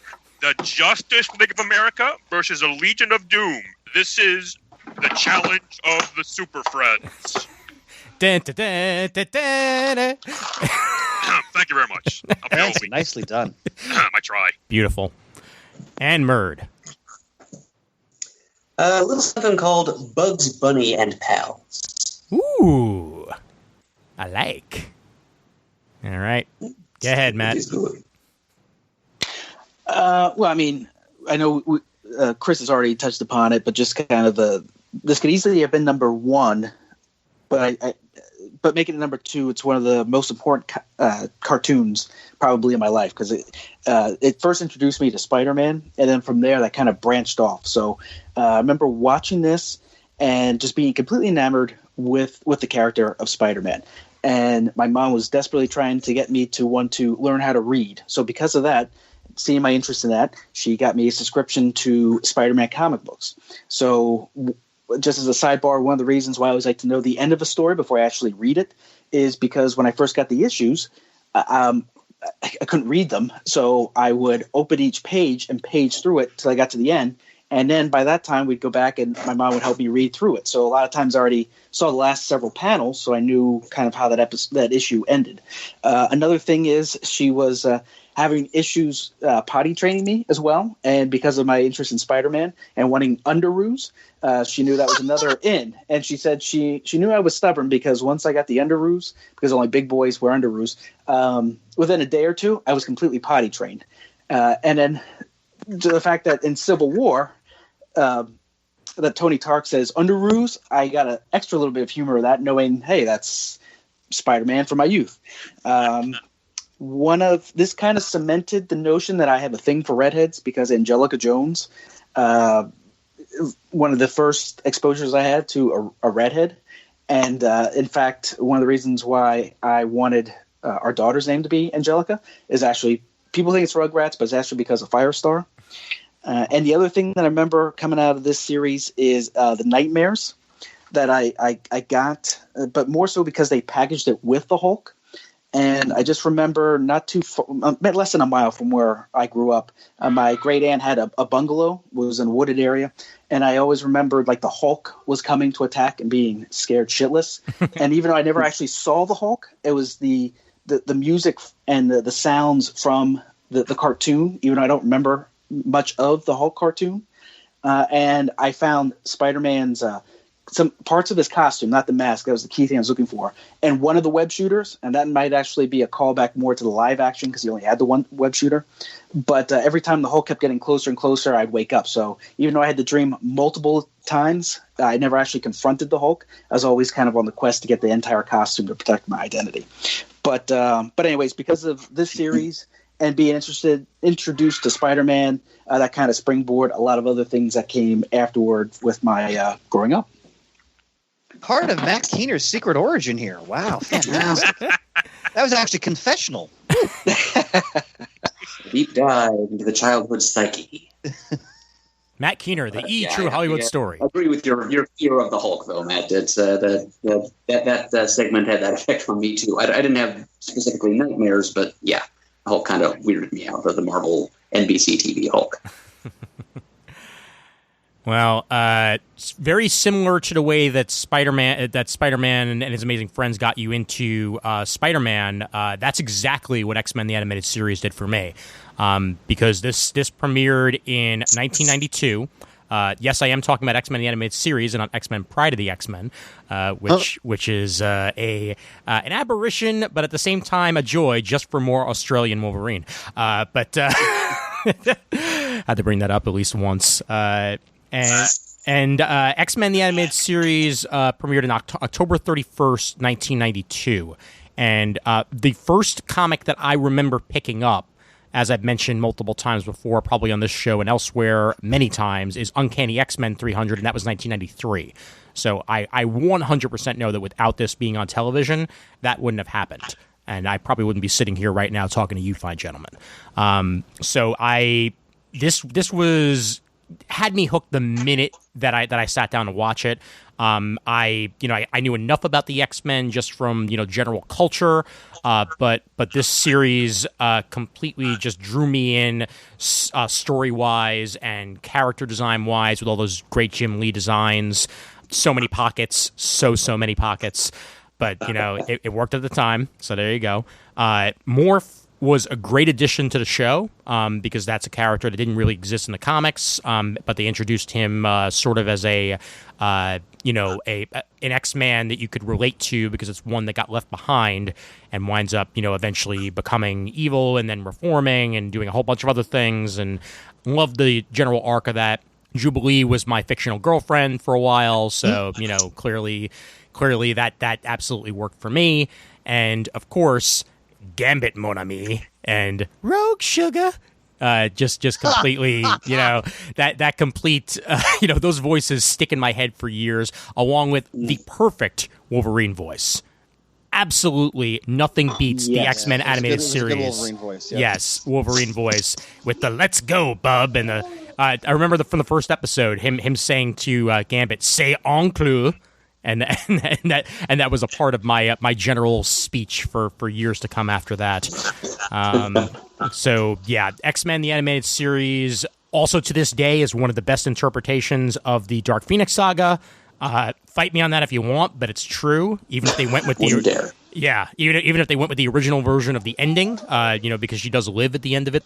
Just overall, I was thrilled with it, and it was important to my comic book development as a human being. So yes, X-Men the Animated Series, easily number 2. Ian, how old were you then? If it started in 1992, then I was 8 years old when it premiered. Okay, what's interesting is I was 19, so I remember I was in college, and I went to a buddy's dorm room. He was a fellow comic fan. I remember because there was none of the technology we have now, so we had to actually make sure we set aside time to watch it when it premiered on that day. And I remember I was very excited, and I enjoyed it. But it's funny how, again, the age disparity now. If I had been 8, I would have thought it was the bee's knees. But because I was 19, I really wanted something a little bit more sophisticated. Sure. So that's interesting, just that the difference in time. But it's an important cartoon, and I think it's especially when you think about what was coming out at that time, when there really wasn't that much when it came to Marvel cartoons. It's an important moment. Oh yeah, no, definitely. What was cool to see the shared universe as well. Yes, the Marvel comics. Yep. Or cartoons. I can't remember where it fell, what season, but there's an episode where they had to get into some type of a room, and it was a steel door. Wolverine cut down at the hinges, and Beast pulls out the keys and goes, we have the keys. And his response was, so I'll buy him a new door. And sometimes when I mess up something that's somebody else, I always think to myself, so I'll buy him a new door. The other thing about that series that always sticks in my mind is, although she's not named after the character, the first time I ever heard the name Moira was in the cartoon series, because I never read the X-Men comics. And that's Sophie's middle name, Moira, because I thought that was a cool name when I first heard it. Very cool. I also loved how when Bishop appeared, they'd play like this bluesy theme. It's just kind of ridiculous, actually. They had like this. But they thought they needed to do for a guy with a neckerchief around his neck. It was this. You got to play it again. You'll know what I'm talking about. And the Bishop arc was one of my favorites because he got screwed every single time he went through time, because he'd wind up back in a completely different universe and it'd still be screwed. I changed the timeline. Is it for the better? Well, it depends on your definition of better. All right. Who is next? Yes. I'm next. All right, go ahead. Yes, Pants already spoke about Spidey 67. That's my number 2. The memory I'll share, because Matt's inspired me here. I'm going to go deep now. This is playing in syndication in the late 70s. And my beloved grandmother, who was very nimble with her hands when it came to art and sewing and painting and so forth, she had made me a full Spider-Man costume. I mean, the bodysuit, the boots, the gloves, mask, everything. And whenever that cartoon came on, I would jump on her couch, pull on my Spider-Man mask, and then, quote, web swing off the couch onto the carpet of her living room floor. And I remember the visceral thrill I got every time I heard that theme song that Pants so wonderfully reproduced earlier in this episode.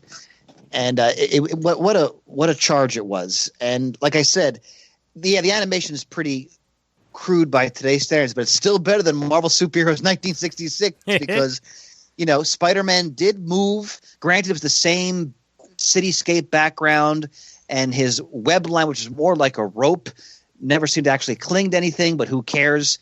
And I was reading that because of cost, they didn't fully animate his costume. They didn't have webbing on the whole costume because it would just cost too much, which is why the webbing's only on his mask and I think like his gloves and his boots. But I loved how they would change his voice to like he was like a wormy Peter Parker. He's like this masculine Spider-Man voice. And as Pants mentioned, that they brought in the whole Rogues Gallery. I mean, it's a lot of fun. Some trippy '60s animation. I think Ralph Bakshi. Yeah, it was Ralph Bakshi. Did some of the later episodes. Thanks, Pants. And I remember when they did his origin, and they showed like the radiation, and he's in the lab, and like some psychedelia going on there. And it's a great. I think it still holds up. It's a great cartoon. Very faithful to the spirit I wouldn't say to the letter of the stories at all, but certainly to the spirit of them. I mean, you don't have you have, as Pants mentioned, you have J. Jonah Jameson, you have Betty Brant, and you have Aunt May. That's about it. But none of the other supporting characters appear. If you're a Spider-Man fan, it's really such a hoot to watch it. So that's very much my number 2. And I can remember Jonah Jameson yelling, "Parker!" Yeah. And as Ian mentioned, what a wonderful tribute to in the Into the Spider-Verse film. Oh yeah. So excellent, yeah, and the fact that animated series theme has been in pretty much every single version of the Spider-Man movies. Oh yeah, that's a pop culture touchstone, I would say. Oh yeah, without question, absolutely. Yeah. The orchestral version they've been using for the for the new Spider-Man Marvel ones has been great. Yep. All right, Murd. All right, Bugs Bunny and Pals. This is a packaging of a variety of different classic animated shorts from a variety of different studios that could be found on the TNT basic cable channel from the very late 80s through the midpoint of the 90s. At one point, I think they actually aired this a couple of times a day. Once in the late morning and once in the evening. I think they even did it for an hour or two around midnight on Saturdays. So they're really getting their mileage out of these old cartoons. They called it Bugs Bunny and Pals, and it included quite a few of the old classic Looney Tunes, not all of them. And some of the ones that they aired were tragically Bowdlerized and edited because this was the PC early 90s, and it was also Turner, which was not shy about editing those classic film properties in their possession, the colorizing criminals. But it was lots of classic Looney Tunes, and it is impossible to overstate the influence of classic Warner Brothers animation on my formative years. But not only that, it was also Tom and Jerry shorts and other MGM animated things, all the Tex Avery stuff, your Droopy Dog, your Screwball Squirrel, Red Hot Riding Hood, and other things of that nature. You also got Popeye cartoons, both the classic old Fleischer Studio stuff in black and white and color, and also the later Paramount Popeye shorts. And lots of stuff from the first-reeling David DePatie studio as well. So Pink Panther was in there. Also the Inspector and Doo-Doo, and the Ant and the Aardvark, and other even more obscure characters from that offshoot studio. So yeah, all kinds of stuff. I think towards the end they actually threw in episodes of Fraggle Rock as a part of that block too, which is a little bit mystifying. But anyway, it was just a great variety of many different, a very eclectic mishmash of many different well-loved older theatrical animated shorts, which I just ate up. It was like a different show every time because there was such a diverse mix of different things thrown in there. And so this is just kind of my sneaky way of being able to cram many different classic old-timey cartoons that were influential to me in my childhood into a single spot on my list. It's probably my favorite repackaging of these shorts, despite the aforementioned Bowdlerization of some of the Looney Tunes that I've seen over the many years that I've been watching Warner Brothers stuff on TV. Unfortunately, it was a constant companion of mine during my late childhood, early teens. Right on up to about 95, 96. As I understand it, TNT pulled the plug on Bugs Bunny and Pals right around the time when Cartoon Network first came on the air. It was at that point that Turner said, okay, all animated programming is going to be shunted over there, so people will have to call their local cable company and beg for this new channel of ours if they want to see it again. And that kind of ticked me off because it was then several more years before I got access to Cartoon Network and was able to see any of these classic shorts again. But for a while, it was sweet. I watched a lot of it while I was stuck sitting around Stone Harbor with not much to do because I was at that time a little too young to be working legally. And so this is my way of slipping Looney Tunes, Pink Panther, Tom and Jerry, and a bunch of others into one nice, neat, compact little space on my list. Nice. Yeah, I'm pretty sure that at least that package ran occasionally on Cartoon Network after it launched, because I got cable in, I think, 1993 or thereabouts, and I remember, they would package like a whole bunch of things together, and it may have been something similar to that, if not actually named it. But don't quote me on that. Yeah. All right. And Pants. Yes, Challenge of the Super Friends. This actually came on in the fall of '78. The Super Friends cartoon I believe debuted earlier in the 70s, like in 73. And that's what really got me into superheroes and comics, watching that. Super Friends originally was Superman, Batman, Robin, Wonder Woman, and Aquaman, along with Wendy Marvin and Underdog. Then later they got replaced with Zan, Jana, and Gleek. But in 78, they had this deluge of all these villains together and all these superheroes, and I was like, holy crap, look at this. And now the opening sequence where you see them all and they're all running toward each other and punching each other, man, that was awesome. I mean, I loved it so much. I remember I had a tape recorder at the time and actually recorded the audio of a couple of the episodes. I don't know where they are right now, but that was just how much I loved this show. I've watched it a couple times since then.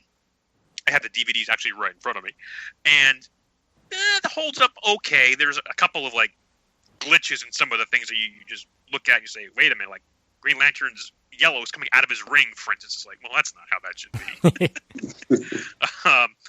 But it was just so much fun seeing all these villains, all these heroes together. I can remember there was even an episode called Super Friends Rest in Peace, where the Legion of Doom killed off the entire Super Friends. Spoilers, they really didn't. But watching that again, it struck me how, at the time, seeing Superman die, like right in front of Lois Lane at the Daily Planet, that was kind of, whoa, it was kind of big. But such a fondness for this particular part of the Super Friends, the challenge of the Super Friends. I have a question about an episode that I've been thinking about for years, and I can never find it. Wasn't there an episode where somebody drained the powers of all the Super Friends and gave it to himself, and he went on a rampage?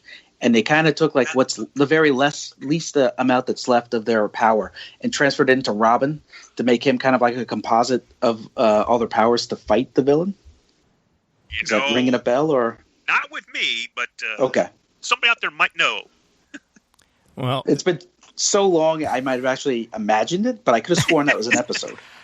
There was an episode that I thought I had imagined that I may have even brought up in a previous episode that I finally did look up. I remembered an episode where Superman was like rapidly aging due to red kryptonite, and they had to find blue kryptonite to reverse that. That was the episode "Terror from the Phantom Zone" of Challenge of the Super Friends. And I for some reason, that's the one that sticks with me the most. And I think it was because I just randomly watched it on USA Network back when they used to air Super Friends as part of like one of their like giant superhero blocks. And I think they showed that one like 7 times. So that's probably why I remember it the most. I remember that what always struck me, I always thought Batman had a very strange voice on that show. Owen Sewell, I believe, was the actor who played him. He sounded like He sounded like an old, doddering man. And Matt mentioned underoos. I so love the Aquaman on Super Friends and his ability to communicate with sea life and so forth that my first pair of underoos was an Aquaman set. So. Adam West himself voiced Batman in seasons 5 and 6. Oh. Yeah. Did not know that. So, go figure. Yeah, and the Guardians of the Galaxy or something like that? Not Guardians of the Galaxy. In Galactic Guardians. He was, and then the guy who did the voice of Batman in the original series did Firestorm, I believe. Oh. Or one of the personalities of Firestorm. Okay. That's cool. Here we are. Our number ones. Chris, you want to start us off? G.I. Joe, a real American hero. Right on. And, Murd. You're number one. The one thing on my list that I was positive would not be repeated on anyone else's lists, Dr. Snuggles. Oh, you're damn right. Matt, you're number one. Scooby-Doo. Where are you? My number one, I am vengeance. I am the night. I am Batman. The animated series. Nice. And Pants, you're number one. As your body grows bigger, your mind must flower. It's great to learn because knowledge is power. It's Schoolhouse Rocky, a chip off the block of your favorite schoolhouse, Schoolhouse Rock. Yes. Okay, let me point out something right off the bat here. The fact that Pants took the time to have every theme song prepared for every one of his entries. Ladies and gentlemen, I don't care how long he's away. This is why he's an integral part of the CGS community. There's one of many examples, and this is a hallmark right here. God, I love this man. Oh, stop it. I can see his big head from here.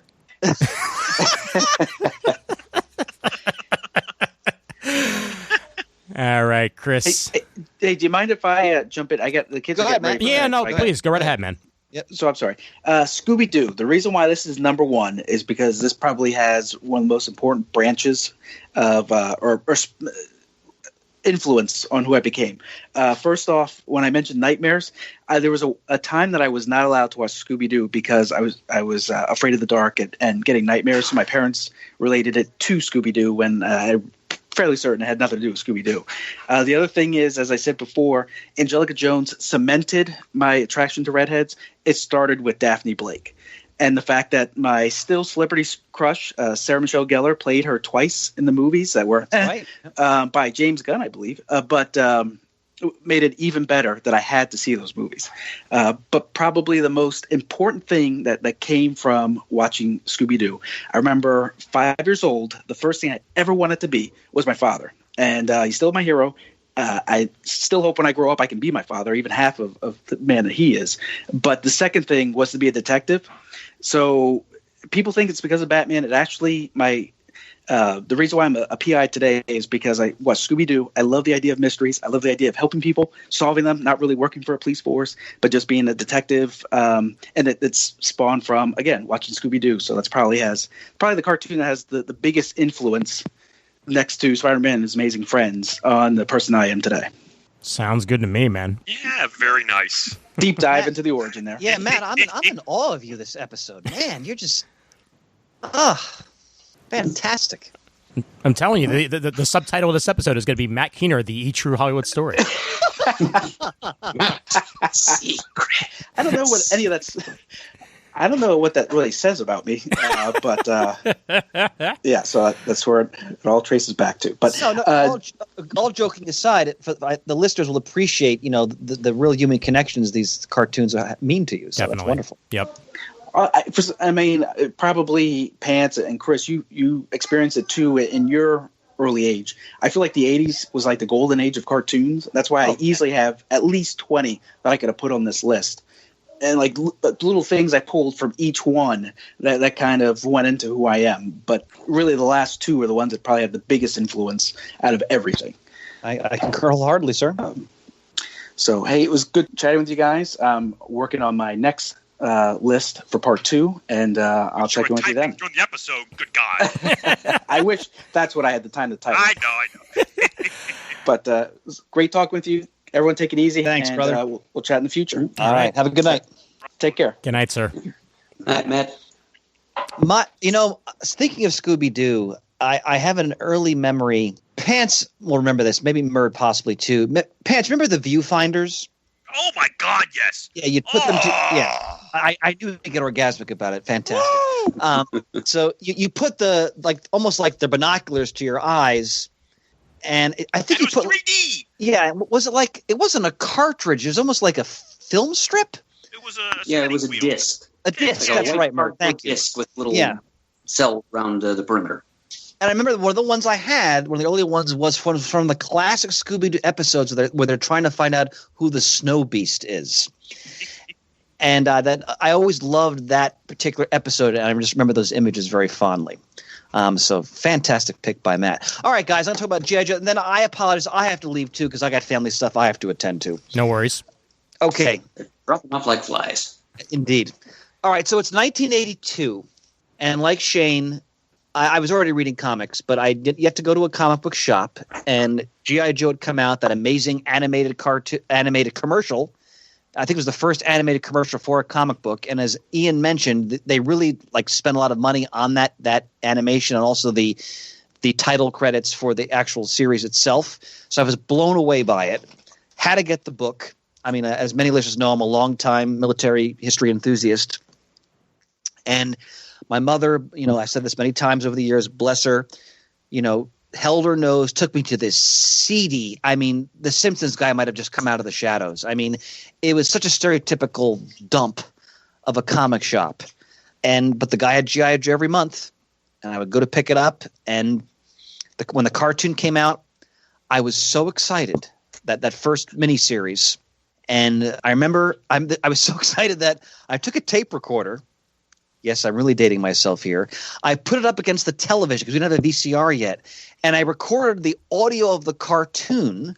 And then I would walk around with my neighborhood pal Mark, and we'd listen to the tape of the first episodes of the original miniseries. And as Shane mentioned, they had 2 years of miniseries. Then they had the actual weekly series or daily, whatever it was. And I ate it up. It was all the toys I loved come to life. Snake Eyes, Duke, Roadblock, Scarlet, all the Cobra characters, all the great voice actors. The plots were so much fun, and seeing all the equipment. And of course, it's one big toy commercial, but some of the plot lines were really well thought out. The Steve Gerber one where Shipwreck, the Cobra brainwashed him, and he thinks that, he's living this idyllic life in a town called, of course, Springfield.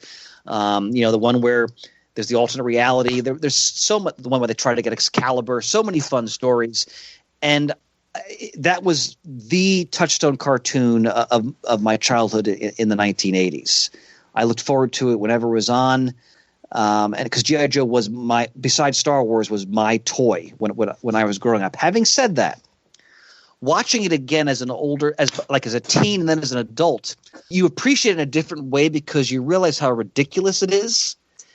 And the fact that they're using laser weapons, because I guess after the first miniseries they decided not to animate bullets anymore for whatever reason. But two, the fact that on both sides these are the worst marksmen you've ever seen. The stormtroopers are like Sergeant York compared to the characters in G.I. Joe. Nobody ever got hit, and they can actually parachute out of planes, maybe they're only 100 feet off the ground and live. Any enthusiast of the cartoon knows all these funny anecdotes. So I still love watching it. I played it for my kids. I played it now for my young nephew. I still have like more modern versions of the toys that my nephew plays with now. When he comes over, he's 8. So, Pants, to go back to saying at the beginning of the show, I'm trying to pass on the legacy in that way. That's good. But it's a cartoon that still works for me just on a very different level because as a middle-aged man now, I look at it in a very different way. And it's fun. It's absurd now. And there's still a lot of great little references to, in basic ways, to politics of the time, to history. It's something I'll always cherish. But as I mentioned, if you want a more sort of mature version of G.I. Joe, the movie that Warren Ellis wrote, and I can't remember the exact title of it, is excellent. And it's all the same characters. They all pretty much look the same, but it's a far more, let's say, adult plot line. G.I. Joe Resolute. Thank you, sir. Like people die in it, for example. Actually, a lot of people die in it. But when it comes back to animation series of my youth, this wasn't even a question. It was a cherished comrade for many years, both watching on TV. Then I'd videotape all of them, and then I watched the videotapes. All right, brothers. Duty calls. Well, Chris, now you know. And knowing is half the battle. Ian, I got to say, no one can take Phil Pants' shoes when it comes to those kinds of rapier witticisms. But Ian, you're giving him a run for his money. I got to tell you, man. I try my best. All right, brothers. Pants, it was great to have you on, brother. Come on anytime. All right, Chris. All right, my friends. Have a good night. I'll talk to you soon. All right. Take care. Bye. Take care. Ciao. All righty. So my number one, and let me just comment before I do that I lived in a world where on one programming block I could watch Batman, Spider-Man, and X-Men when I was growing up. Nice. like that. Just let that sink in. Like Fox Kids was amazing while it was around, and it gave us, you know, Batman the Animated Series as it began, and then it concluded on the Kids WB network with the new style of animation after the fact. But it was Batman the Animated Series made just about as much of an impact for me as X-Men did. Batman the Animated Series was the better show. I mean, point blank. Like the difference was X-Men was a little bit more. I don't know if that a little bit more kitschy, maybe is the right way to put it. Like it was a little more silly than what you got at Batman the Animated Series. Batman the Animated Series made you believe that you were watching Batman on the screen, and it was sophisticated. It was unique. The dark art style, animating on black paper rather than on white paper, made it stand out from the rest, and then literally everybody else tried to copy it, and most didn't do it well. Kevin Conroy is Batman, and this is where he started off. You can't get better than that. Lauren Lester's Robin was great while it was around, and Alfred was humorous while at the same time also, you know, the father figure that he should be. Jim Gordon was well fleshed out, which made this so much better to me than the movies that were coming out at the time, because Jim Gordon was a caricature in that, but Jim Gordon was an actual character in the animated series, as was Harvey Bullock, and then we got, you know, Batgirl as well in later seasons. Plus, you know, Renee Montoya was introduced on this show. And so many other great characters. The villains. I mean, Mark Hamill's Joker. Oh, my God, Mark Hamill's Joker. Ugh. Nobody. I sound like Chris right now, the way I'm talking about this. But it's, you know, again, talk about seminal voices. Nobody else is a Joker like Mark Hamill is the Joker. And they had so many other amazing voices included in this as well. Like Arlene Sorkin's Harley Quinn. You know, she's the one who you know, premiered the role. Adrienne Barbeau as Catwoman was like sultry while at the same time sophisticated. Ron Perlman as Clayface. Ron Perlman as Clayface, people. I mean, that's perfect casting. Ed Asner was in there, and so many other great people. And each story was unique and crafted its own vision of what Batman should be. And I mean, easily my favorite episode involved the Mad Hatter, where the Mad Hatter, you know, puts Bruce under, and he wakes up in a world where he's never been Batman, and he, you know, tries to figure out, you know, whether or not this is the paradise he's always been looking for, whether or not he's trapped in a hell. And the way he gets out of it is genius, and it just so much of this worked for me, and it began the Timverse, the Dini-verse, whatever you want to call it, for years to come after that. Both Bruce Timm and Paul Dini did an amazing job on the series, and yeah, it's a series that I go back to today and I still love, and that says so much about it. You know, I can't really say that too much about Ninja Turtles. Like, I go back to it and it's fun, but Batman the Animated Series I could still watch today and enjoy almost every single episode, and that's a good sign. So, my number one, for many reasons. Well deserved. You know, Yep. I'm glad somebody gave it its propers on his respective list, because it came very close to being on my list too. But I was so sure that Matt, I was actually expecting him to put that on his list. And I'm a little surprised that he didn't. I'm sure it was one of his alternates. Oh, sure. I'm glad you've given it its due, Ian. It remains the gold standard for me as far as the best comic book derived piece of television animation that's ever been made. Definitely. Yep. Yeah, and I was a big fan of the X-Men cartoon of the early 90s too, Ian, and I see what you're saying. I mean, it's probably the most comics-faithful adaptation of the X-Men, as they were at that time, that's ever been produced Yep. in any other medium. But yeah, I see what you mean about it being a little on the tacky side, as it were. But then again, that's just Marvel of the early 90s for you. Oh, absolutely. Whereas this Batman, the animated series of the early 90s, that had an unquestionable elegance and the sophistication of design. It almost leaned towards Art Deco in some spots. Mm-hmm. And I absolutely agree about the wonderful galaxy of stars that they got to voice various characters here and there. You know, it's you mentioned Mad Hatter. Roddy McDowell played that character. Yep. You know, to a T. And this was my first introduction to a lot of these characters. I had no idea who the Mad Hatter was. I'd never seen Two-Face or Poison Ivy before. I was pretty new to comics when this show premiered. I'm not sure I even started reading comics when Batman the Animated Series first hit the airwaves. And I'm sure I hadn't started reading DC. Yeah. So it was a distillation of a lot of the best elements of all the members of the Batman family, all the different characters of his corner of the universe.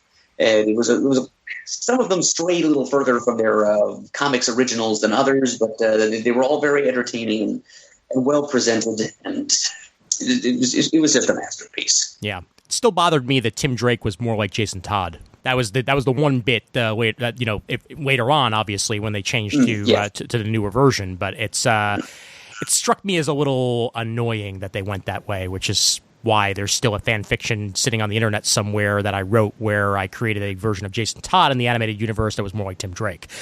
So try to set that straight. I had no idea David Warner voiced Ra's al Ghul on the show. Wow. God, the talent. Ugh.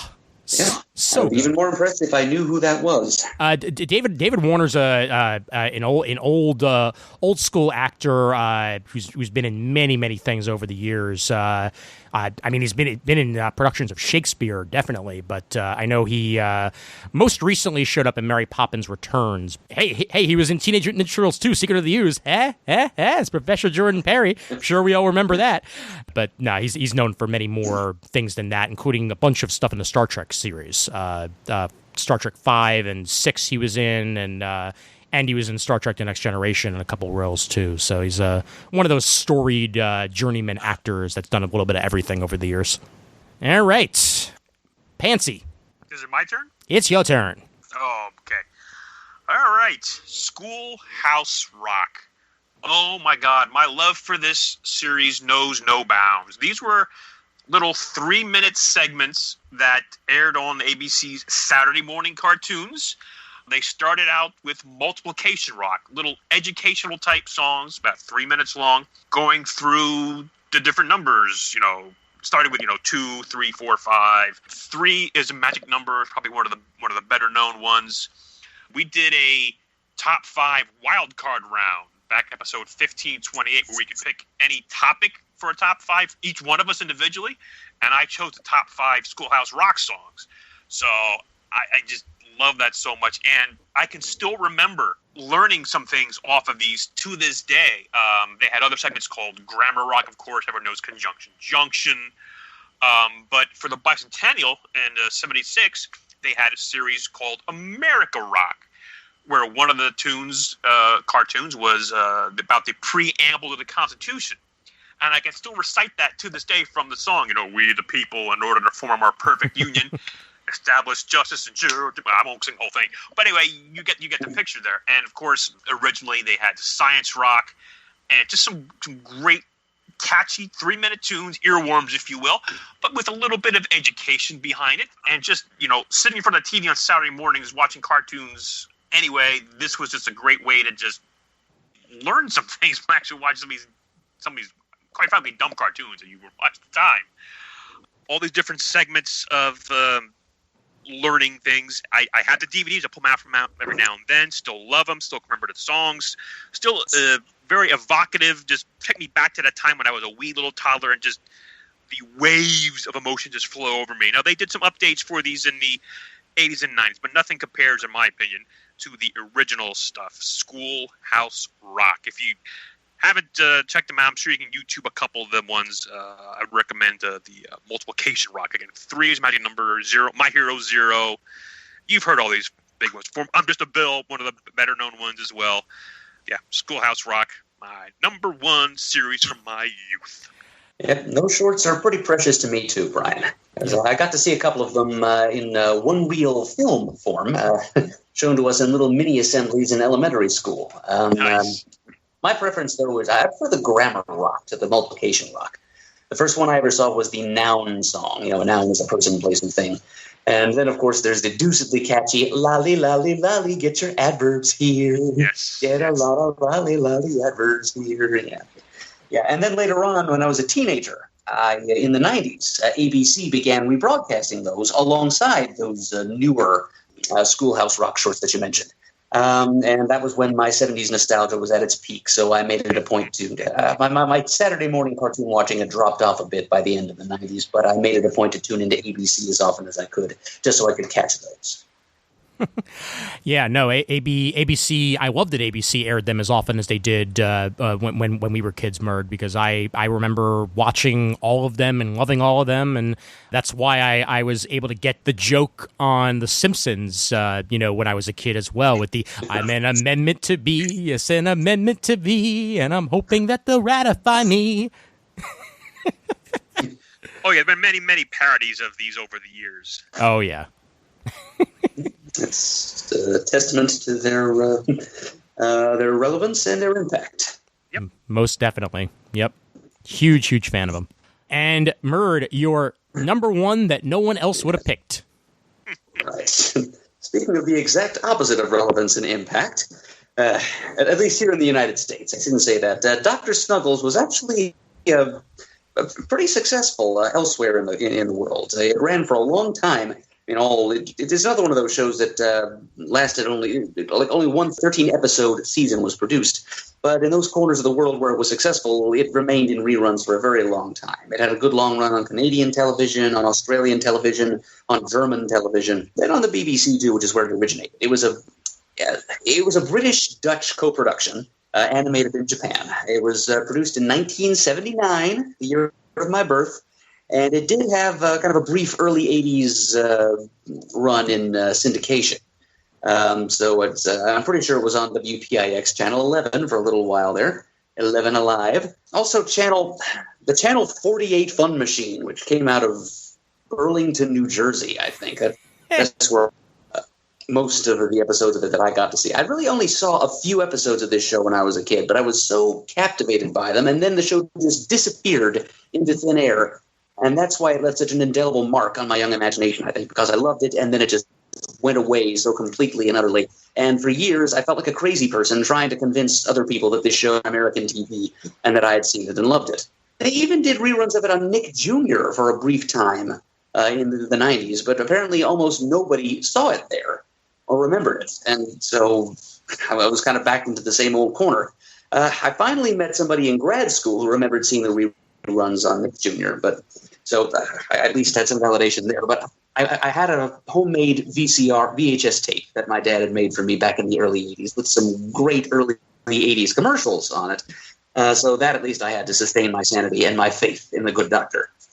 The show itself, it was about roly-poly little kindly English country doctor / inventor named Dr. Snuggles. He wore red and white striped trousers and a blue tailcoat. He had spectacles and white spiky hair, and he was voiced by the great Sir Peter Ustinov, a great comedic actor, who also played like 1/3 of the other voices on the show because exactly 3 voice actors ever worked on it for the English language version. And he lived in a little house in the countryside, and he was surrounded by his friends and assistants who were all manner of talking animals and talking buildings and talking appliances. He had a robot named Matilda. He built his own homemade rocket ship, which looked like it was made out of barrels and teapots, and it was called the Dreamy Boom Boom. And he would ride the Dreamy Boom Boom on all kinds of psychedelic adventures all over the world and beyond. He would interact with characters like the Cosmic Cat and what was his name? Groupie the Freckled Camel.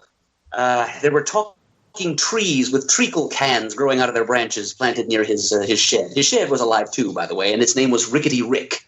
And Rickety Rick opened himself with his own hand. Anytime the doctor wanted to go inside. Whenever he couldn't get where he was going by means of the Dreamy Boom Boom rocket, he would invent specialized vehicles, like as the Incredible Wormmobile, which he used to dig through the center of the earth to get to the Amazon jungle, to rescue his friend Uncle Bill the Explorer, who had been transformed into a butterfly by a sinister magic mushroom, which looked like it came right off an Allman Brothers album cover. The character designs were made in the Netherlands, and you know what a nexus of chemical activity branded illicit elsewhere the Netherlands have traditionally been. It was a fairly trippy production. A lot of the stuff that might have been interpreted as belonging to drug culture by other people went completely over my head as a child, of course. I just loved the whimsical adventures and the loose, cartoony animation and the talking everything. The same inclination of mine that drew me to things like H.R. Puffin stuff and Pee-wee's Playhouse. I always love things that talk that aren't supposed to talk, be it anthropomorphic animals or household objects, you name it. There was plenty of that going on in Dr. Snuggles. And it was just a treasure, and a lost treasure, most importantly, of my childhood. And I'm happy to say that it's a treasure that can be reclaimed because I have it on DVD now. So somebody out there in the world beyond the United States is aware of and appreciates this show.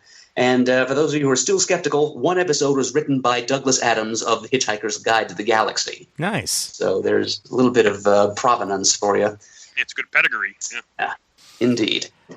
So, that it's not a very well-known show. It's kind of an outside choice, kind of a dark horse, but I've talked about this for years as being, my favorite lost love of childhood as far as animation goes, and it has to sit squarely atop my list. Murd, if your list didn't include a couple of entries that nobody else would have had on theirs, I would have been surprised. So well, I was kind of going for that. I didn't want to duplicate things that other people were going to say. Oh yeah. As I said, that's why I left off Batman the Animated Series, because I was sure somebody else would give it its due. And thank you for not disappointing me. You're quite welcome. All right. Alternates, because I definitely have a few. So, and I know, Murd, you have a very long list. So, indeed, I do. But Pants, you want to start us off with some alternates? Sure, because I only have a few of them. Now, of course, Shane mentioned Battle of Planets. That was on my list of alternates. Mm-hmm. Pink Panther, was mentioned by Shane. Speed Racer. Just remember that so much fondly. Haven't seen that again in years. Mm-hmm. And, of course, some classics, Rocky and Bullwinkle. Yep. And the Flintstones, one of the first regular shows I can remember watching as well, the Flintstones. Mm-hmm. And then the combination Looney Tunes / Merry Melodies. Nice. God, I love those. Yes, those are my few alternates I have there. Alternates off the top of my head, and a lot of them aired on Fox Kids. As I'm looking through the list of Wikipedia on Fox Kids, and I'm like, yeah, I can mention most of these. Men in Black, the animated series, aired on Kids WB here in the U.S. But I loved Men in Black, the animated series, as it was airing. Eek the Cat. Is one that I would mention as well. That one I used to give me great joy as a child. Freakazoid runs around in underwear. Freakazoid has to be mentioned at some point. Tiny Toons would be an alternate for me as well. SWAT Cats. Who remembers SWAT Cats? Not I. but that comes up. Alvin and the Chipmunks would be on my list because I had a Alvin doll that was my favorite thing when I was growing up as a kid. So that had to be on there somewhere. Pirates of Darkwater was a show on ABC that never actually got to finish its story. It ended like maybe 3 episodes short of its run, and I was always disappointed by that because I loved the show. So Pirates of Darkwater is on there as well. And Superman the Animated Series, Spider-Man the Animated Series from the 90s, and also the Marvel Action Hour has to be mentioned just for their stupid theme songs that get stuck in my head all the damn time. I am Iron Man, and the Fantastic Four one with the the Four, yeah, Fantastic Four. Reed Richards is elastic. Sue can fade from sight. Johnny's the Human Torch, but the Thing, he just loves to fight. And the Incredible Hulk series from the 90s was actually really good as well. Yeah, that was on UPN, wasn't it? It was, yes. Aired in syndication, but they were all part of the same universe, the all extended, Marvel Heroes universe, because they all crossed over with each other at times and often with the same voice actors. So that cemented that in everybody's brains there. So those are the ones that I can think of off the top of my. Oh, and Beast Wars Transformers specifically. Because I was a fan of Transformers, but Beast Wars I was the right age for, and it completely hit with me. And Reboot as well has to be on my list for early CG animation. So that's where I'll end my list. And Murd, your many alternates. All right. Yes, and there are, as you say, a lot of them, Ian. And Lest somebody accuse me of just writing down the title of every single cartoon show I can remember watching as a child, this is incorrect. I could have written down a lot more shows than I did here. I just whittled it down to the ones that I actually liked. And it's been kind of instructive to me as far as my own viewing tastes go, just how unbalanced the ratio is as far as my viewing habits as a youngster between the shows that I watched because I really liked them and because they meant something to me versus the shows that I just watched because they were on. So I was able to cut out a number of shows that fall into the latter category for that reason. The number one alternate here is going to be Adventures of the Gummy Bears, which Matt mentioned earlier. He said he wasn't really a fan of the show. I sure as heck was. Just the gentle fantasy in the medieval setting there. It was a lot of the same appeal that the Smurfs did, but with generally better animation. It was some of the best quality Saturday morning animation of its time. It was Disney, after all. And so probably some better writing as well. But I love the Gummy Bears, bouncing here and there everywhere. You could probably add to my list just about anything that NBC was airing on Saturday morning in the 80s, because that was my go-to network at that time. If I was going to videotape an entire Saturday morning's worth of cartoons from a single network because I had to go off and play a soccer game or some bullshit on Saturday morning, it was going to be NBC's lineup. So that included the Smurfs and the Gummy Bears. Also, as you mentioned a minute ago, Ian, Alvin and the Chipmunks. That was a favorite of mine. Also, things like the Alf animated series, the Fraggle Rock animated series, the Punky Brewster animated series, the Kid Video animated series. Foofer, Captain N, the Game Master, that Nintendo-based animated program, another one of the many toy cartoon commercial type things that were on in the 80s. Over on CBS, Matt mentioned the Muppet Babies. I was a big fan of the original run. And since we're dealing with things that we watched ages 0 to 18, I was able to revisit Muppet Babies as an 18-year-old college freshman in reruns on Nick Jr. Nice. It helped to stabilize me during my growing pains transferring to college life. Just keeping in touch with my childhood via Kermit and the Gang. And Teen Wolf, the animated series, which aired on CBS. Historic, which was hosted by Bob Keeshan, a.k.a. Captain Kangaroo. It was an anthology series that ran a different 22-minute adaptation of a different children's book or young adult novel every week. You mentioned Tiny Toon Adventures, Ian. That was also an alternate for me. I've got Teenage Mutant Ninja Turtles on there. I've got Batman the Animated Series. I've got Challenge of the Super Friends. I agree with you, Brian. The addition of all those great villains made that the best iteration of the Super Friends. Yay! Yep, I agree with Matt about Scooby-Doo, Where Are You? That, to this day, whenever I think of WTXF Channel 29 out of Philadelphia, an image of Scooby-Doo appears in my mind. That was a strong association when I was a kid. And like Matt, it also, whether he admits it or not, it gave me nightmares too. Some of those monsters were just too real. From the Disney afternoon block of programming, which included the Gummy Bears at first, I also have DuckTales, the original DuckTales, and Darkwing Duck.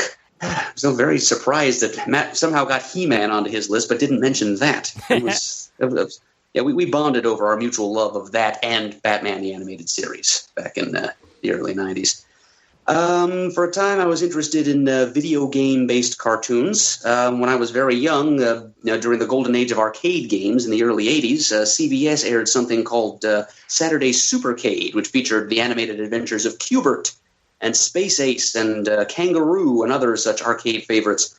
There was also a cartoon based on Pole Position, which had a very memorable theme song, I think. It is kind of like a Speed Racer meets Johnny Quest meets Challenge of the GoBots. It's not well remembered, but I liked it. Let's see. Also, later on in the 90s, the syndicated Super Mario Brothers Super Show featuring The Legend of Zelda. With Captain Lou Albano. Yes, exactly. Yes, doing the Mario over the end credits. Yep. Yeah, that was fun. That was circa like 1989, 1990 when I first got my Nintendo Entertainment System. So I had a good time with that show. Garfield and Friends on CBS Saturday mornings. That was good for some laughs. I think Mark Evanier had a hand in scripting some of those episodes. We mentioned Schoolhouse Rock. That's high on my list of alternates. The Jetsons, but not the Flintstones. I always liked the Jetsons much more.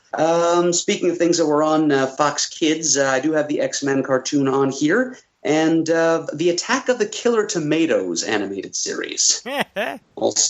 so not all that well remembered, but it featured the great John Aston, who was Gomez Addams on the Addams Family, as the villainous Dr. Gangrene, and I kind of had a crush on the female lead, Tara Boumdier, who was a tomato who betrayed her fellow tomatoes to join the human cause. She could transform back and forth from human to tomato when she sprinkled herself with salt or pepper. I don't remember which affected which transformation, but she was hot. One spicy tomato. Yes, drifting into more adult waters. So I'm guessing this didn't show up on a lot of people's lists because they were older than we were, Ian, when it premiered, but The Simpsons? That it would have been on my list had it not still been airing today, because part of me felt like The Simpsons is not a series of my youth necessarily, as it is a series that's always been there for me. Gotcha. Yeah, and it falls out of my youth, but I have to find the episode here. Yeah. Yep. Yeah, I put it on my alternates list. I'm probably not going to be mentioning it when we do our favorite cartoon series of adulthood, because frankly, I kind of strayed away from this series right around the time I turned 18 and went away to college. Yep. And I think it had its heyday within like the first 5 or 7 seasons anyway. And I know Jamie agreed with me. He said, that show hadn't been funny since like the late 90s. So, yeah, I'm just calling it a series of my youth. That's when I was most into it, back when it first premiered, like 1989, 1990. Yep. Also in the same ballpark, The Critic, starring John Lovitz. It stinks. And it was, I don't know how many times that thing was canceled. It kept coming back, and then it kept going away again. But I really appreciated its brand of humor. Let's see. Also, something that was very important to me when I was about 14 years old, Beavis and Butthead on MTV. And a couple of other MTV animated things, The Max, based on the Sam Keith comic of the same name, and The Brothers Grunt, which was very strange, kind of a distantly inspired by Beavis and Butthead, I guess. I think one TV Guide review said Beavis and Butthead was post-literate. The Brothers Grunt were post-verbal because the main characters, there were 5 of them, all named after famous lounge singers, and none of them could talk. They just made distinctive grunting noises. Strange show, but it fit with my sensibilities at that time. Then, of course, there was the Ren and Stimpy show from the first generation of Nicktoons on Nickelodeon. Yep. Let's see, Spider-Man and His Amazing Friends. That was a big thrill for me back in the early 80s, as it was for Matt and Chris.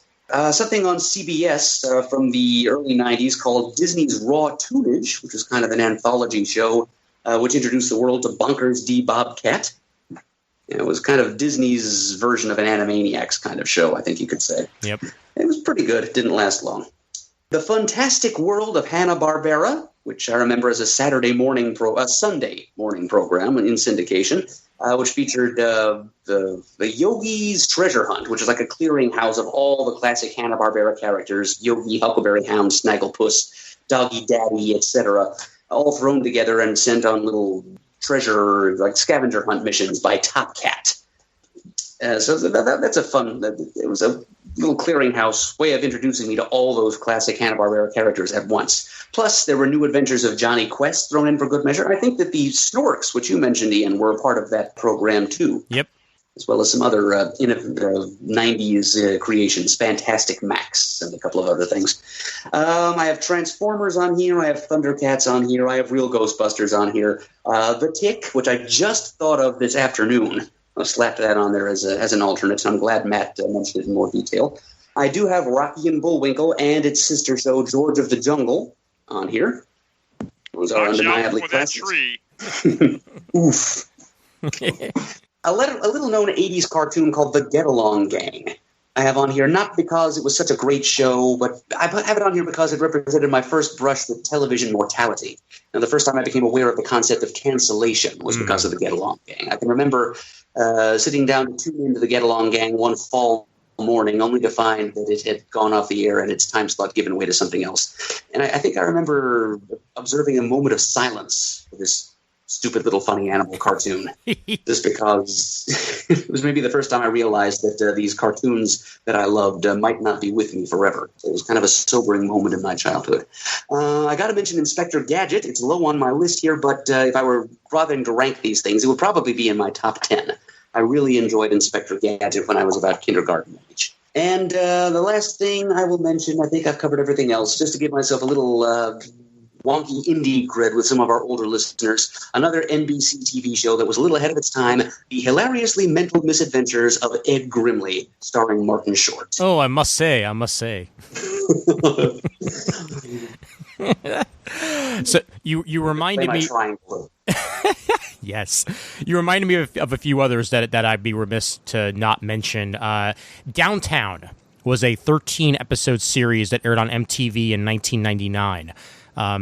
That I feel like everybody but me has forgotten. So I want to make sure that I mention that. I was based in New York City, and there's an entire episode where the members of the gang that hang out together are racing each other to Coney Island, and they all try taking different trains in order to get there. And I related to that very, very much as a New Yorker. So that sticks in my head. And of course, Rocko's Modern Life and Ah Real Monsters and Invader Zim would all be on that list for me, and Hey Arnold as well. So that's pretty much everything that aired on Nickelodeon back then was excellent, and Rugrats, of course. Were all shows that worked for me at the time and were excellent. So, got to mention them. Yeah, I'm glad you did. Yeah, right. I did watch at least a few episodes each of all those Nicktoons shows you mentioned, but Ren and Stimpy was the only one that premiered before my 19th birthday that I thought I wanted to put on my list. There will be at least one Nicktoon on my next list, though. Sounds good. And Rocko's Modern Life will be returning for a Netflix animated movie this summer. I heard, yeah. Yep. So looking forward to that, and same with Invader Zim for that matter.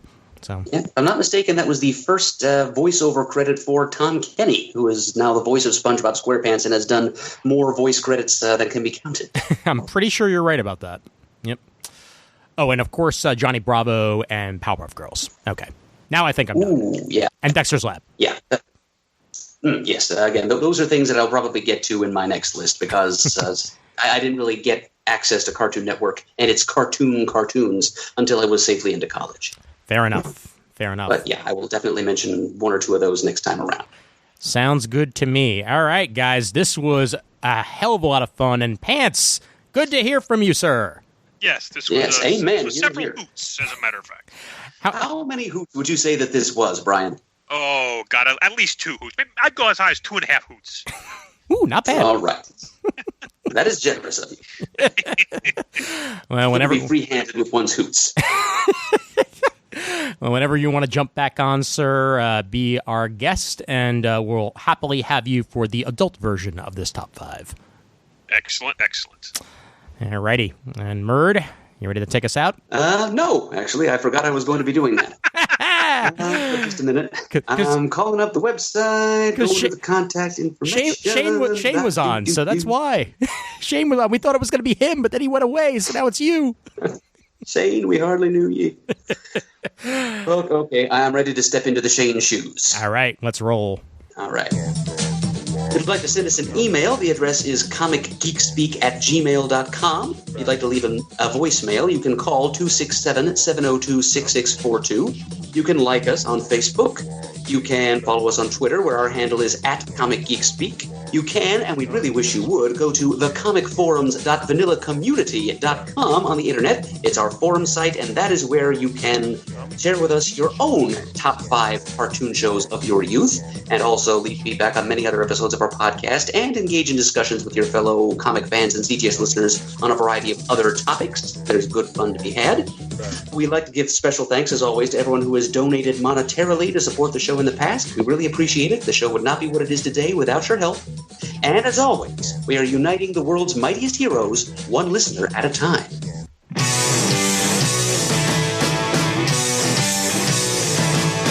got it on Wednesday, and you were psyched about it going to the volume up. These guys will talk about it, everything the geeks love. From cakes to laser beams, opinions like the seasons, and everything.